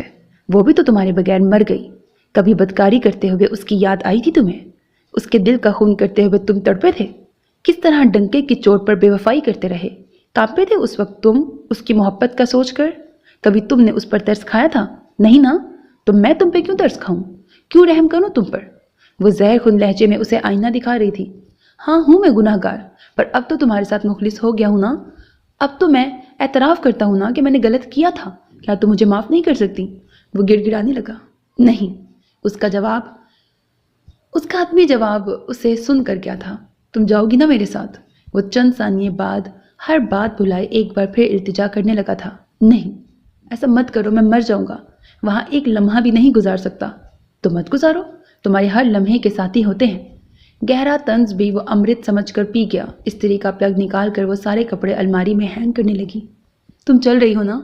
وہ ایک ہی گردان کیے جا رہا تھا۔ نہیں۔ زور سے الماری کا دروازہ بند کر کے وہ ایک قہر آلود نظر اس پہ ڈال کر جانے لگی تو وہ اس کا ہاتھ پکڑ کر اسے روکتا نم آلود نگاہوں سے تکتا بولا، میں جل رہا ہوں، اندر ہی اندر سلگ رہا ہوں میں۔ اگر تم وہاں نہ گئی تو کچھ کر بیٹھوں گا میں۔ ترس کھاؤ مجھ پر، کسی عورت کی موجودگی میرے اندر کی آگ کو ختم نہیں کر سکتی، کسی کی صورت بھی اچھی نہیں لگ رہی۔ وہ رونے لگا تھا۔ تم بات مت کرنا، دور رہنا، پر میرے ساتھ اس گھر چلو پلیز۔ اگر تم یہاں رہو گی تو میں بھی واپس نہیں جاؤں گا، ریزائن کر دوں گا، چھوڑ دوں گا یہ جاب۔ وہ ایک پل کے لیے ششتر رہ گئی تھی، پھر خود پہ قابو پاتے بولی، کچھ بھی کرنے سے پہلے اپنی بیٹیوں کے مستقبل کے بارے میں ضرور سوچنا۔ نہیں سوچوں گا، جب میری زندگی تباہ ہوگی تو کسی کے بارے میں بھی نہیں سوچوں گا۔ میری بچیوں کا مستقبل تمہارے ہاتھ میں ہے، اگر تم جاؤ گی تو وہ خود بخود بہتر مستقبل پالیں گی، ورنہ میں ریزائن کر دوں گا۔ میں نہیں جاؤں گا۔ دونوں آنکھیں صاف کر کے وہ واش روم میں گھس گیا تھا۔ صبح کمرے کی صفائی کرتے ہوئے اس نے اس کے سائیڈ ٹیبل کے دراز میں ریزگنیشن لیٹر دیکھا تھا، یعنی وہ اس حد تک جا سکتا تھا۔ وہ الجھی رہی تھی، اگر ایسا حقیقتاً ہو جاتا تو وہ اس کی بیٹیوں کی مجرم بن جاتی۔ اپنی بہن کو کیا منہ دکھاتی کہ اس کی ذرا سی ضد کے ہاتھوں ان کا مستقبل تباہ و برباد ہو گیا تھا۔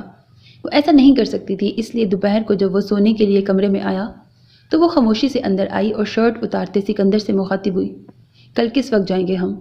اس کی بات پر کچھ پل کے لیے شاکڈ ہوتا وہ یکدم سے خوشی سے بھرپور آواز میں بولا، جس وقت تم کہو۔ وہ جانے کی تیاری کرنے لگی جبکہ وہ شرٹ کو دوبارہ پہنتا کمرے سے نکل کر سیدھا ماں کے پاس آیا تھا۔ جب ماں کو جانے کا بتایا تو وہ تو سلگی اٹھی تھی۔ ہم نہیں جا رہے، دیکھ نہیں رہے بہن کی شادی کی تیاری کر رہے ہیں، اس کا سوچا تم نے؟ یہ کیا وہاں جانے کی سوجی؟ امی، یہ بیگم صاحبہ کی پڑھائی گئی پٹی ہے، وہ کہاں ہماری خوشی برداشت کر سکتی ہے؟ این شادی والے دنوں میں جانے کی پڑ گئی، پہلے تو جانے کا نام نہیں لیا تھا، اب کیا آفت پڑ گئی؟ امی پلیز آپ بھی ساتھ چلیں، وہاں سے تیاری کر لیں گے، شادی کے دن تک واپس آ جائیں گے۔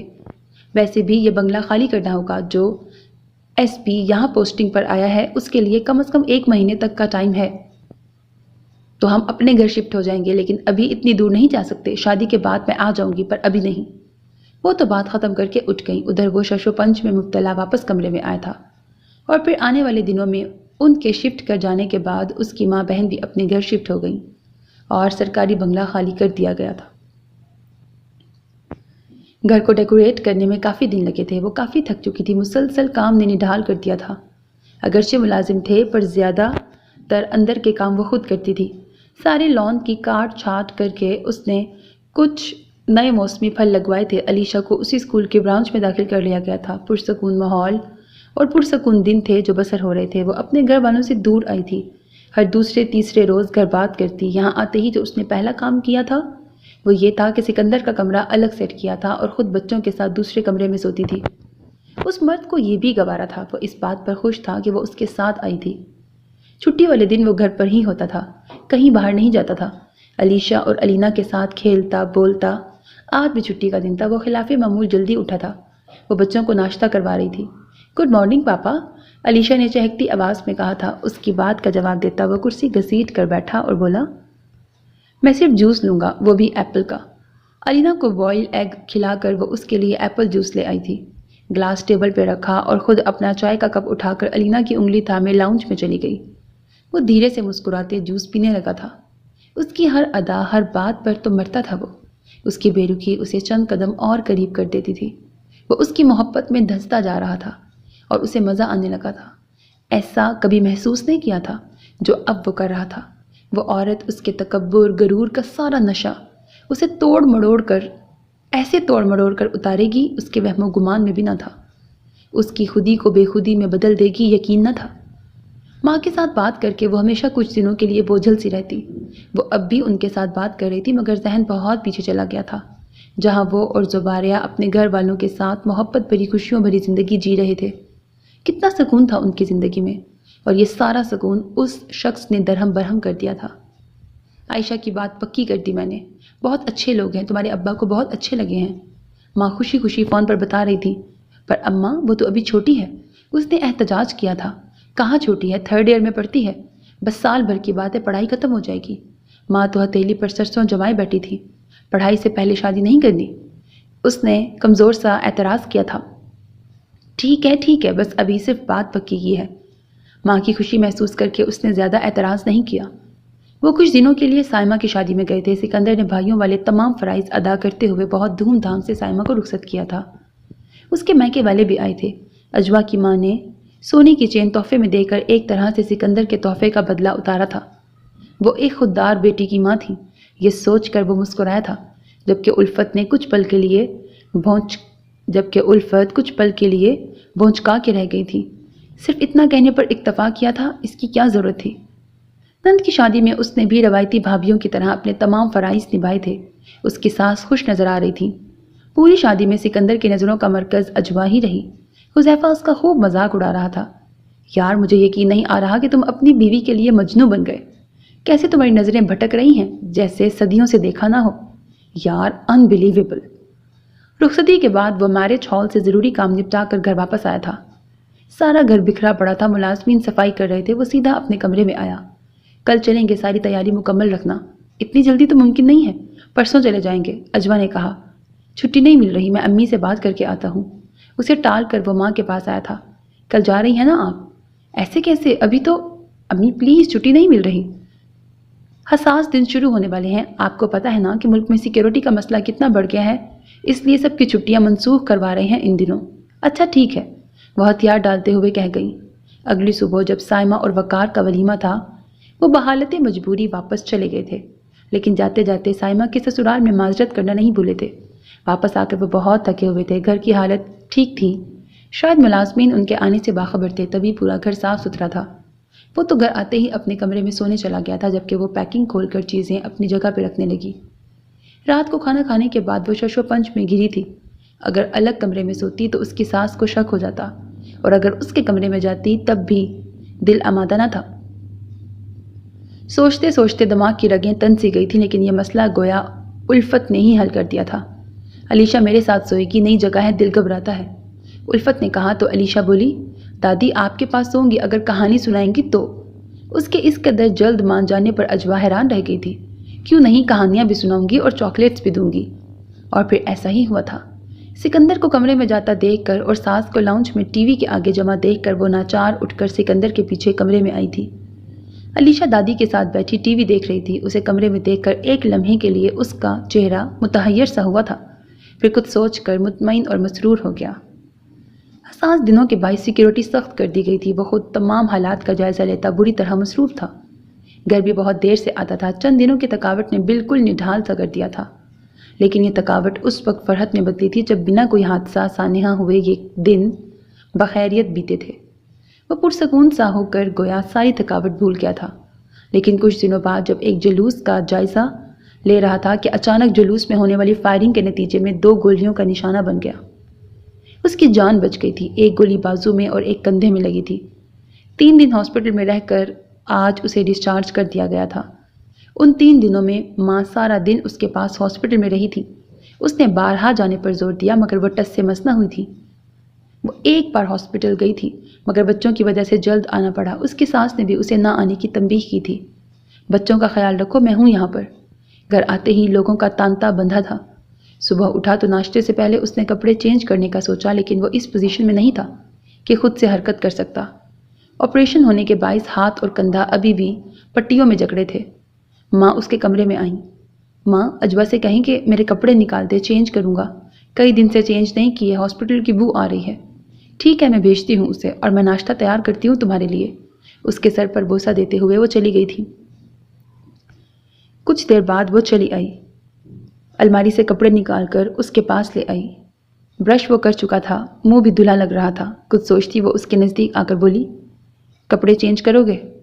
سر ہلاتا وہ دائیں ہاتھ سے بٹن کھولنے کی کوشش کرنے لگا۔ چند ثانیے بعد وہ آگے بڑھی تھی۔ اس کی شرٹ کے بٹن کھول کر اس نے اس کی شرٹ اتاری تھی، پھر بڑی سرت سے اسے کپڑے چینج کروا کر بولی، ناشتے میں کیا لوگے؟ وہ کہہ ہی رہی تھی کہ الفت ناشتہ لے آئیں۔ اچھا کیا جو کپڑے بدل لیے، اب ناشتہ کرو۔ ان دونوں کو چھوڑ کر وہ میلے کپڑے لے کر باہر چلی گئی۔ اس کے لمس کو اپنے سینے پر محسوس کرتا وہ بڑی رغبت سے ناشتہ کرنے لگا تھا۔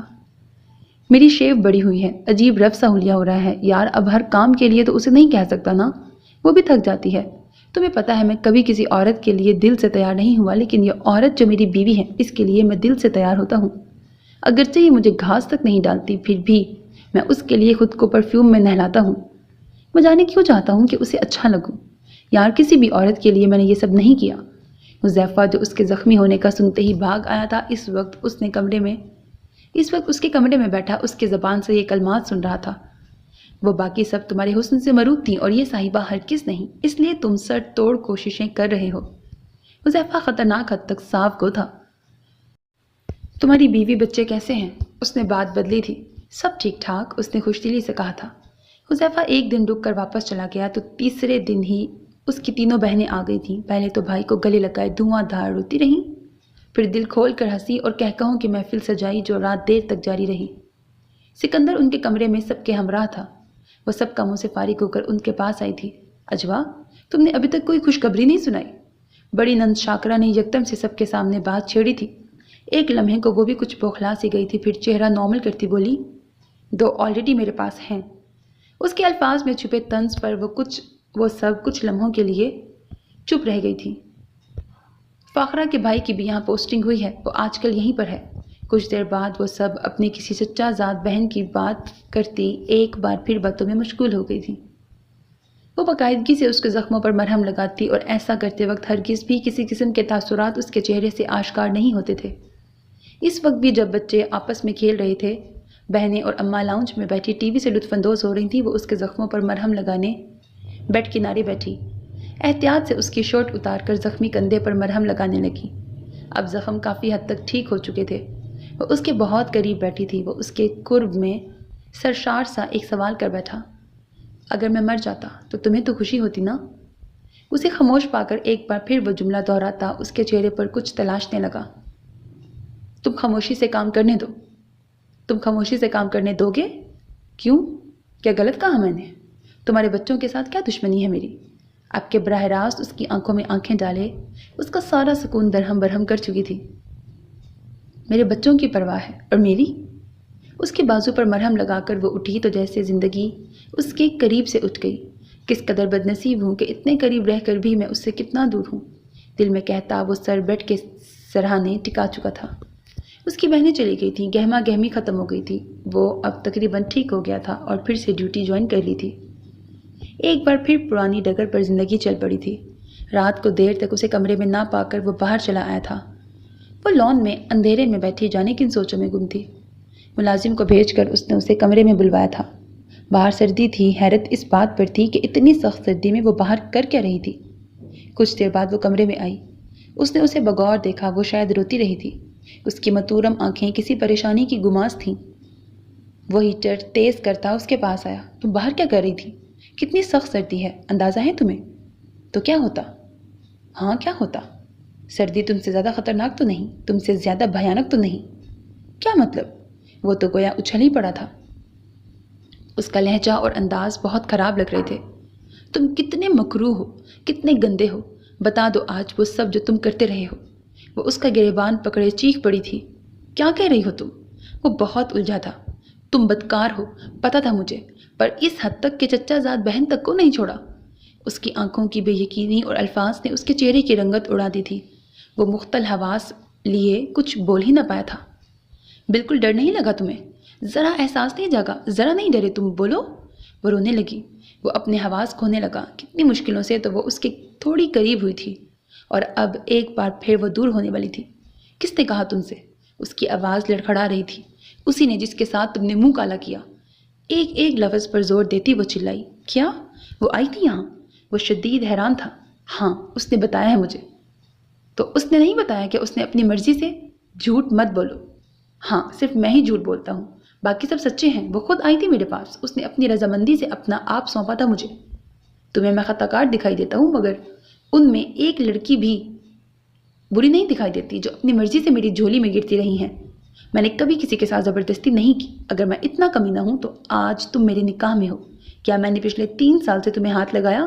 بولو، کیا میں نے تمہیں چھوا؟ تمہاری مرضی کے بغیر تمہیں ہاتھ تک لگانے کی کوشش کی؟ تمہارے ساتھ تو میں زبردستی بھی کر سکتا ہوں۔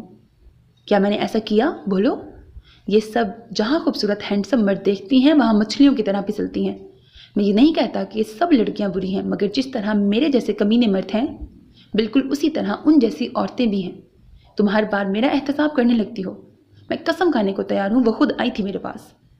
وہ سب سے پہلی لڑکی ہے جس نے مجھے یہ احساس دلایا تھا کہ میں چاہے جانے کے قابل ہوں۔ اس نے اپنا آپ خود بے مول کر دیا تھا میرے سامنے۔ اب اس کی ذلالت دیکھو کہ خود اپنی عزت کی دچیاں بکھیرتی پھر رہی ہے۔ وہ غصے اور نفرت کی انتہا پر تھا۔ میں تمہاری کوئی بات نہیں سنوں گی، میں اب تمہارے ساتھ ایک پل بھی نہیں رہ سکتی۔ وہ تو جیسے بومب اس کے اعصاب پر پھوڑ گئی تھی۔ کیا کہہ رہی ہو؟ پاگل ہو گئی ہو؟ اس کے ہٹیلے انداز پر وہ تو لرز گیا تھا۔ میں تمہارے ساتھ ہرگز نہیں رہوں گی۔ اس کو دھکا دیتی وہ اپنا بیگ لے کر الماری سے کپڑے نکالنے لگی۔ ایسا کیسے کر سکتی ہو تم؟ کھینچ کر اسے وہ روکنے لگا۔ مجھے کوئی نہیں روک سکتا، وہ چلائی۔ تمہارے جیسے بد کردار کے ساتھ میں ایک پل نہیں رہ سکتی۔ وہ شدت سے روتی بھی لگنے لگی تھی۔ اسے روتے دیکھ کر وہ خود پر سارا کنٹرول ختم ہوتا دیکھ رہا تھا۔ میں مر جاؤں گا، اگر تم نے مجھے چھوڑا تو میں مر جاؤں گا۔ تم مر جاؤ، سختی سے کہتی وہ چیخ پڑی۔ پلیز ایسا مت کرو، پچھلے 3 سالوں سے میں کسی عورت کے نزدیک تک نہیں گیا۔ ہر عورت ہیچ لگتی ہے تمہارے سامنے، میں قسم کھاتا ہوں میں نے ان 3 سالوں میں کسی عورت کو نہیں چھوا۔ ہاں میں گناہ گار ہوں، پر اب میں یہ گناہ ترک کر چکا ہوں۔ یقین کرو میں جھوٹ نہیں کہہ رہا۔ نہیں ہے مجھے تمہاری کسی بات کا یقین۔ وہ آنسو صاف کرتی ایک بار پھر بیگ میں کپڑے ڈالنے کے لیے الماری کھولنے لگی۔ تم کسی سے بھی پوچھ لو، تحقیقات کراؤ، میں قسم کھا کے کہتا ہوں تم سے شادی کے بعد میں کسی عورت کے نزدیک نہیں گیا۔ وہ اسے اپنے فیصلے سے نہ ہٹتے دیکھ کر رونے لگا۔ اگر تم گئیں تو میں سب کچھ تہس نہس کر دوں گا۔ تم نہیں ہوگی تو اس اعلیٰ عہدے سے بھی جان چھڑاؤں گا، سب کچھ چھوڑ دوں گا، اور سب سے پہلے تو میں فاخرہ کا خون کروں گا۔ اس نے میری زندگی تباہ کر دی، ہر چیز کو آگ لگا دوں گا میں، میرے پاس کچھ نہیں رہنا چاہیے، سب کچھ تباہ و برباد کر کے رکھ دوں گا۔ وہ شدت سے رونے لگا۔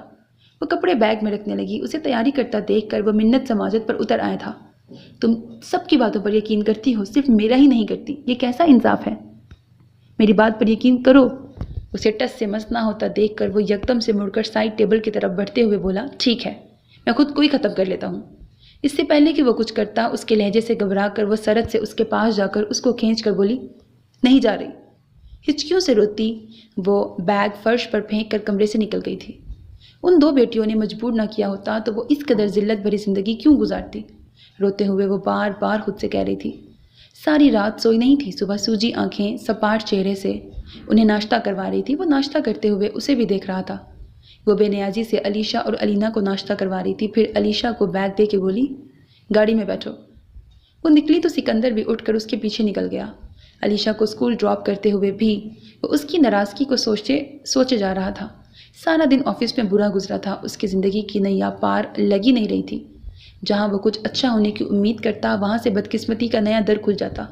وہ کوئی بات نہیں کرتی تھی۔ جان پر تو اس وقت بن آئی تھی جب اس نے اسے بیگ تیار کرتے دیکھا تھا۔ کہاں جانا ہے؟ عائشہ کی شادی ہونے والی ہے، جانا ہے۔ پر وہ تو مہینے بعد ہے۔ اس نے جیسے کمزور سا احتجاج کیا۔ 20 دن بعد امی کے ساتھ تیاریاں کرنی ہیں۔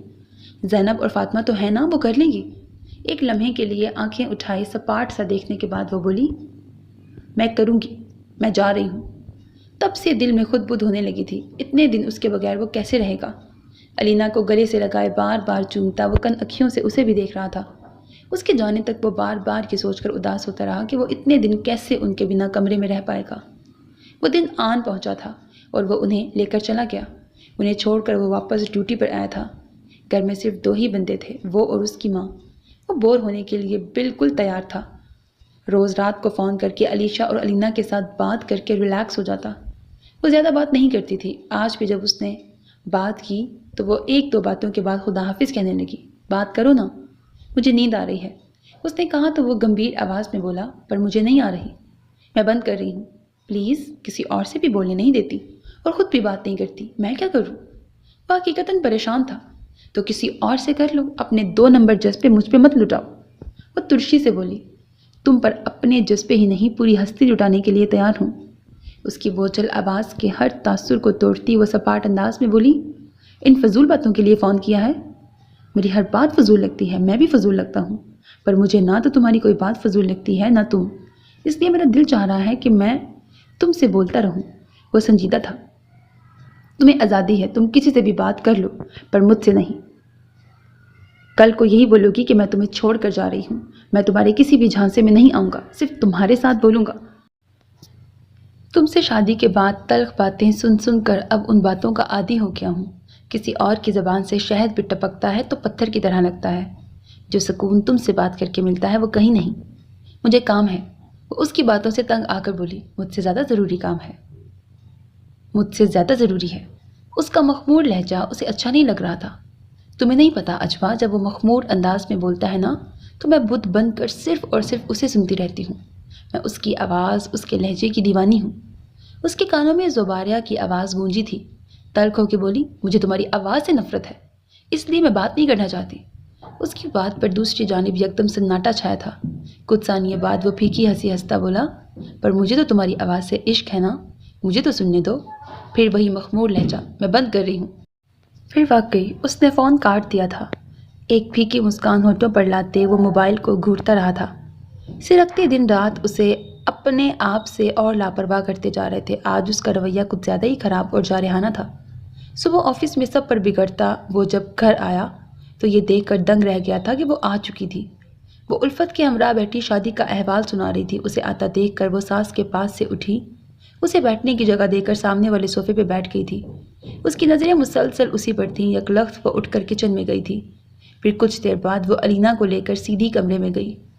اپنی بے اختیاری پر جھنجھلاتا وہ کچھ دیر تک تو ماں کے ساتھ بیٹھا رہا، پھر کمرے میں آیا۔ الینا کو نہلا کر اس نے اس کے کپڑے بدلے تھے. کپڑے بدل کر وہ اسے کھیلنے بیچ کر خود مغرب کی نماز پڑھنے لگی. وہ بے چینی سے پورے گھر میں پھرتا پھراتا ایک بار پھر کمرے میں آیا تھا. کیا کھاؤ گے؟ وہ یک ٹک اسے دیکھتا رہا. تم سے کچھ پوچھ رہی ہوں. ہاں؟ وہ چونک اٹھا. اس کے بے ترتیب حلیے کو بغور دیکھتی وہ بولی کیا کھاؤ گے؟ جو بھی ہو. کھانے کے ٹیبل پر وہ برائے نام کھا رہا تھا. اس کی پلیٹ بھری پڑی تھی جسے نوٹ کرتے ماں ٹوکے بنا نہ رہ سکی. اپنی حالت دیکھیے کتنے کمزور ہو گئے ہو. کیوں اڑی ہوئی ہے تمہاری بھوک؟ یہ کیا حالت بنا لی اس نے اپنی؟ آخری جملہ انہوں نے اجوا کو دیکھ کر ادا کیا تھا.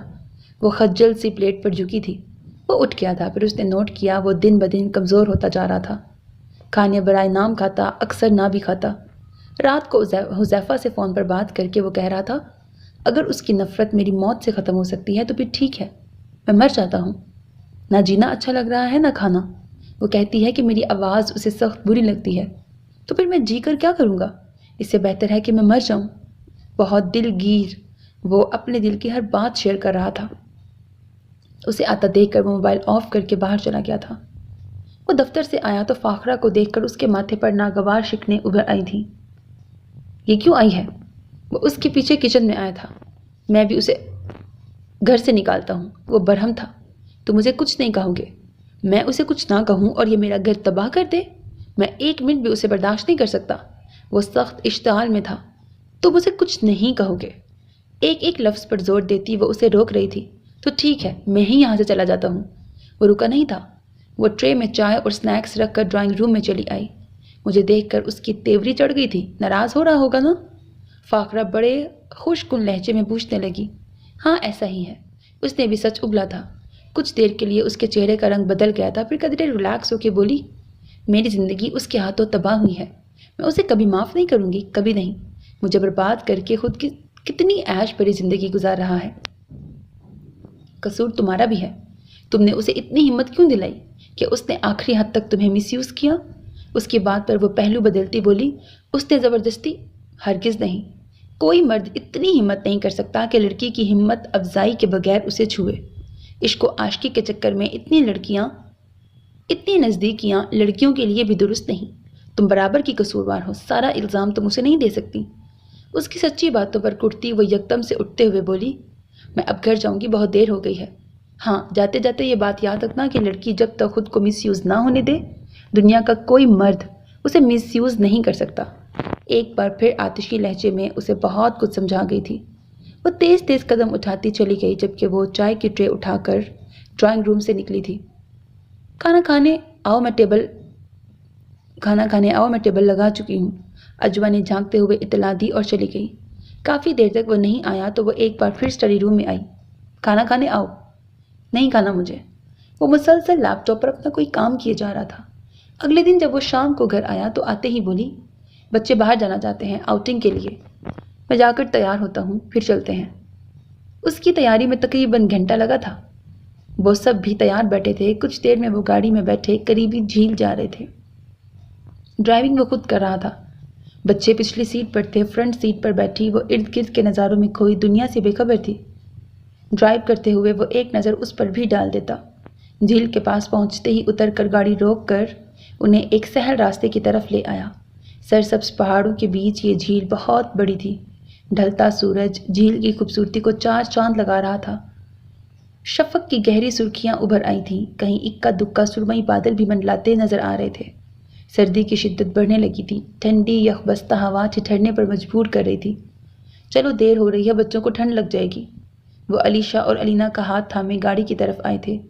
گھر واپسی تک مکمل تاریکی ہر سو چھا گئی تھی. زینب کے ہاں کافی عرصے بعد بیٹا ہوا تھا.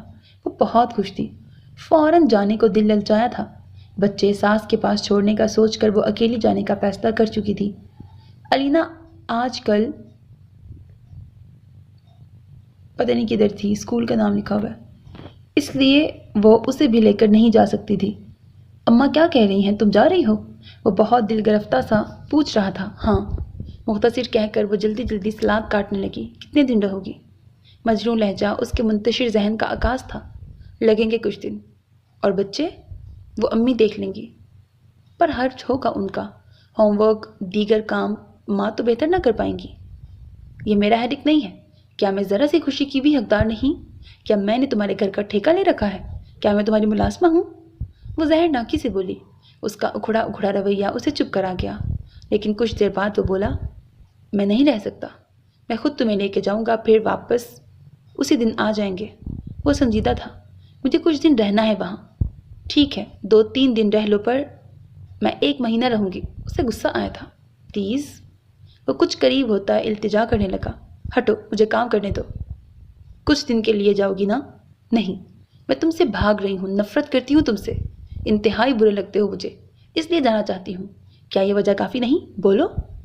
میں جانے سے منع نہیں کر رہا، پر اتنے زیادہ دن رہنے پر مجھے تمہاری اجازت کی ضرورت نہیں ہے، اس نے خود سری سے کہا۔ ہار مانتے وہ گہرا سانس خارج کرتا قدرے دھیرے سے بولا، کس وقت جاؤ گی؟ صبح میں خود چلی جاؤں گی، تمہیں زحمت نہیں کرنی پڑے گی۔ صبح وہ بچوں کو اسکول بھیج کر تیار ہو کر نکلنے ہی والی تھی کہ گیٹ پر اس کی گاڑی کا ہارن سنائی دیا تھا۔ گارڈ لپک کر گیا، چلو۔ اس کے ہاتھ سے بیگ لے کر وہ گاڑی کی پچھلی سیٹ پر پھینکتا فرنٹ سیٹ کھولنے لگا۔ وہ خاموشی سے بیٹھی، ڈرائیونگ سیٹ پر بیٹھ کر اس نے گاڑی سٹارٹ کی۔ اس وقت اس کے چہرے پر گہری خاموشی اور ملال رقم تھا۔ تم کب تک اذیت دیتی رہو گی؟ مجھے تکلیف دیتی ہو وہ مجھے قبول ہے، مگر میری بیٹیاں اگنور ہو میں یہ برداشت نہیں کر سکتا۔ کیوں؟ پہلے کبھی توجہ دی تم نے ان پر؟ کیا آپی کی موجودگی میں تم نے کبھی علیشا پر محبت بری نظر ڈالی تھی؟ تم تو اس وقت اپنی عیاشیوں میں مگن تھے نا، تمہیں کیا فکر تھی اپنی بیٹی بیوی کی؟ وہ تنفر سے کہتی چپ ہوئی۔ ہاں کیا میں نے یہ سب، لیکن میں ماضی میں جا کر صحیح نہیں کر سکتا، اسی حال کو اچھا کر کے مستقبل کو بہتر بنا سکتا ہوں۔ تم نے تو مجھے پاگل بنا دیا ہے، پچھلی غلطیوں کا احساس دلاتی ہو، جب کچھ ٹھیک کرنے لگوں تو بھی طنز کے تیر چلا کر میرا منہ بند کر دیتی ہو۔ اب کروں تو کیا کروں؟ اسٹیئرنگ پر زور سے ہاتھ مارتا وہ چلایا تھا۔ اسے سارا غصہ اس کے جانے پہ آ رہا تھا، یہ دوری اسے ناقابل برداشت لگ رہی تھی۔ وہ بہت اشتعال میں گاڑی چلا رہا تھا۔ تمہیں آپی سے ذرا بھی محبت نہیں تھی؟ اس نے خلاف توقع سوال کیا تھا۔ وہ کچھ پل کے لیے گڑبڑایا، پھر قدرے سنبھل کر بولا، سچ بولوں یا جھوٹ؟ سچ، اس نے بہت دکھ سے کہا تھا۔ وہ اس کا جواب جان گئی تھی۔ نہیں۔ اس پر ایک نظر ڈال کر بولا، اب تم اور نفرت کرو مجھ سے، سچ اگلوانے کی وجہ بھی یہی ہے۔ وہ سخت ناراض ہوا تھا۔ اور جن کے ساتھ گناہ آلود وقت گزارا؟ اب کہ اس کے لہجے کی کاٹ پر وہ شرمندہ ہو کے بولا، کیا تم ان باتوں کو بھول نہیں سکتی؟ اب تو میں ایسا نہیں کرتا، ایسا کچھ نہیں کرتا، اب تو میں مخلص ہوں تمہارے ساتھ۔ میں سچ کہہ رہا ہوں، ایک لڑکی بھی نہیں میری زندگی میں، میری ساری محبت صرف تمہاری ہے۔ اس کا اشتعال اب مکمل طور پر ختم ہوا تھا، اور وہ اس وقت بڑے جذب سے کہتا اسے محبت بڑی نظر سے دیکھ رہا تھا۔ باہر کے مناظر میں کھوئی اپنی نم آلود آنکھیں شیشے پر جمائے وہ دل میں روئے جا رہی تھی۔ وہ روز فون کرتا، علیشا اور علینا بھی بات کرتی۔ مما کب آئیں گی؟ وہ منہ بسور کر کہتی، بس کچھ دنوں بعد بیٹا۔ وہ پچکارتی، پاپا سے بات کریں۔ علینا پاپا کو فون پکڑا کر علیشا کے پیچھے بھاگتی نکل گئی۔ کھڑکی میں کھڑا وہ بہت دبی آواز میں بولا، کب آؤ گی؟ کچھ پتہ نہیں، مجھے امی بلا رہی ہیں۔ یکدم سے فون بند کر کے وہ رابطہ کاٹ چکی تھی۔ موبائل دیوار پر مارتا وہ کمرے کی ساری حالت بگاڑ چکا تھا۔ اس کی دنیا تہ و بالا ہو گئی تھی۔ جب راشدہ نے کال کر کے کہا تھا، بیٹا تم دونوں کے بیچ کیا بات ہوئی ہے، مجھے کھل کر بتاؤ، اجوا کیوں گھر واپس نہیں جانا چاہتی؟ راشدہ کی بات سن کر وہ سکتے میں آ گیا تھا۔ کچھ لمحوں کے لیے تو وہ بول ہی نہ پایا تھا، پھر زبان خشک ہونٹوں پر پھیر کر وہ لڑکھڑاتے لہجے میں بولا، آنٹی مجھے سمجھ نہیں آئی، آپ کیا کہہ رہی ہیں؟ وہ سمجھتے ہوئے بھی سمجھنا نہیں چاہتا تھا۔ بیٹا وہ واپس گھر آنا نہیں چاہتی، میرے لاکھ سمجھانے پر بھی وہ روتی رہتی ہے اور جانے سے انکار کر رہی ہے، کیا مسئلہ ہے بتاؤ مجھے۔ کچھ نہیں ہے آنٹی، میں سچ کہہ رہا ہوں، ہم میں کوئی لڑائی نہیں، میں سمجھ نہیں پا رہا کہ یہ کیوں ایسا کہہ رہی ہے۔ وہ سوچ کر بولا، آنٹی میری بات کرا دیں اس سے پلیز۔ وہ بہت آزردہ ہوا تھا۔ کچھ لمحوں بعد اس کی آواز ابھری تھی، کہو کیا کہنا ہے؟ یہ تم کیا تماشا کرنے لگی ہو؟ تم کیوں میری جان لینے پر تلی ہو؟ کیا بگاڑا ہے میں نے تمہارا؟ خدا کے لیے واپس آؤ۔ وہ رونے لگا، نہیں آ سکتی، میں مر جاؤں گا۔ کیا کروں تمہارے لیے جو تمہیں خوش کرے؟ بولو کیا کروں تمہارے لیے؟ اگر تم واپس نہیں آئیں تو میں کچھ بھی کر جاؤں گا، بچوں کو زہر دے کے مار دوں گا اور پھر خود زہر کھا کے مر جاؤں گا، سنا تم نے؟ وہ چلایا۔ کال کاٹ کر وہ شدت سے روتا اپنی محبت کے ہاتھوں ذلیل و خوار ہونے لگا تھا۔ وہ سڑکوں کی خاک چھانتا 2 دن سے باہر تھا، اسے کچھ بھی تو اچھا نہیں لگ رہا تھا۔ ساری دنیا، ہر چیز بری لگ رہی تھی۔ دگرگوں ہوتی حالت، مخدوش کیفیت نے بالکل انڈھال کر دیا تھا۔ تغافل کی کوہر خود پر چڑھائے وہ گھر سے لا تعلق اپنا غم غلط کر رہا تھا۔ ماں بار بار کال کر رہی تھی، وہ کسی کال کا جواب نہ دے رہا تھا۔ دل کی دنیا ویران تھی، وہ محبت کا سوگ منا رہا تھا۔ اس کی محبت اسے مارنے کی بھرپور کوشش میں تھی، وہ اپنے مرنے کا سوگ منا رہا تھا۔ تھک ہار کر وہ گاڑی میں بیٹھا، شدید یاسیت میں گاڑی ڈرائیو کرتا اپنی لٹتی زندگی پر سوچے جا رہا تھا۔ کچھ بھی تو نہیں بچا تھا، کچھ بھی تو نہیں۔ وہ لٹا پٹا گھر آیا تھا۔ گارڈ نے گیٹ کھولا، گھر پر سناٹا طاری تھا۔ خاموشی کا راج تھا۔ وہ سیدھا کمرے کی جانب آیا۔ دونوں بچیاں دادی کے پاس سوتی تھیں۔ وہ اندر آ کر سوئچ بورڈ کا بٹن آن کر چکا تھا۔ تاریکی اجالے میں بدل چکی تھی۔ وہ مڑ کر بیڈ کی جانب آیا اور ٹھٹک کر رک گیا۔ کمبل میں لپٹے وجود کو دیکھ کر وہ کچھ پل کے لیے تو دم بخود رہ گیا تھا۔ روح واپس آئی تو جان آئی۔ لب خود بخود مسکرا اٹھے تھے۔ تیز لائٹ سے آنکھیں چندھی آئیں تو وہ مندی مندی آنکھیں رگڑتی اٹھ بیٹھی۔ آ گئی تم؟ وہ والہانہ اس کی طرف بڑھا تھا۔ دوپٹہ اٹھاتی وہ بیڈ سے اتری تھی۔ کھانا کھاؤ گے؟ نہیں، اس کی بھوک اٹھ چکی تھی۔ اب وہ بڑی محبت بڑی نظروں سے دیکھتا بولا، چائے بنا دو؟ وہ چائے بنانے چلی گئی۔ کچھ دیر تک تو وہ خوشی سے بحال دل کو کنٹرول کرتا رہا۔ پھر اس کے پیچھے کچن میں آیا۔ وہ چائے بنا رہی تھی۔ اسے محسوس ہوا کہ وہ رو بھی رہی ہے۔ چائے کپ میں انڈیل کر وہ جوں ہی مڑی، اسے دیکھ کر ٹھٹک گئی۔ اپنے بائیں ہاتھ سے آنسو صاف کرتی کپ اسے پکڑا کر کترا کر جانے لگی۔ کپ ٹیبل پہ رکھ کر اس کا ہاتھ تھام کر اسے روکتے بولا، یہ کیا حرکتیں شروع کر دیں تم نے؟ وہ خاموشی سے کھڑی اب شدت سے آنسو بہانے لگی۔ کیا ہوا ہے؟ کیا اب پھر کسی نے کچھ کہہ دیا ہے؟ ایک خاموش نظر اٹھائے اس کو دیکھتے رہنے کے بعد وہ اس کا ہاتھ ہٹاتی جانے لگی۔ بات کا جواب دو۔ ایک بار پھر وہ سامنے آیا۔ تم ایسے چھپ نہیں سکتی، اب بولو، جواب دو، کیا بات ہے؟ وہ اب قدرے سختی سے بولا۔ وہ بنا آنکھیں اٹھائے شدت گریہ سے اس مرد کا چین و سکون تہوبالا کر رہی تھی۔ دونوں کندھوں سے تھامے وہ اب محبت سے پوچھنے لگا، جو بھی اس وقت تمہارے اندر چل رہا ہے بول دو، بول دو، میں سننے کے لیے بالکل تیار ہوں۔ کہو، کیا تمہیں رلا رہا ہے؟ بولو۔ وہ اکسا رہا تھا۔ کافی دیر بعد جب اس نے نظریں اٹھا کر دیکھا تو اس کی آنکھوں میں دیکھتا مبہوت رہ گیا تھا۔ اسے دم بخود ہوتا دیکھ کر وہ بھاگتی ہوئی کمرے میں گئی۔ وہ کچھ دیر بعد جیسے بیدار ہوا، تیز قدموں سے بھاگتا اس کے پیچھے گیا تھا۔ دروازہ لاکڈ تھا۔ کھولو۔ وہ دستک دینے لگا۔ دوسری طرف خاموشی تھی۔ دروازہ کھولو پلیز۔ وہ نہیں کھول رہی تھی۔ وہ مسکرانے لگا تھا۔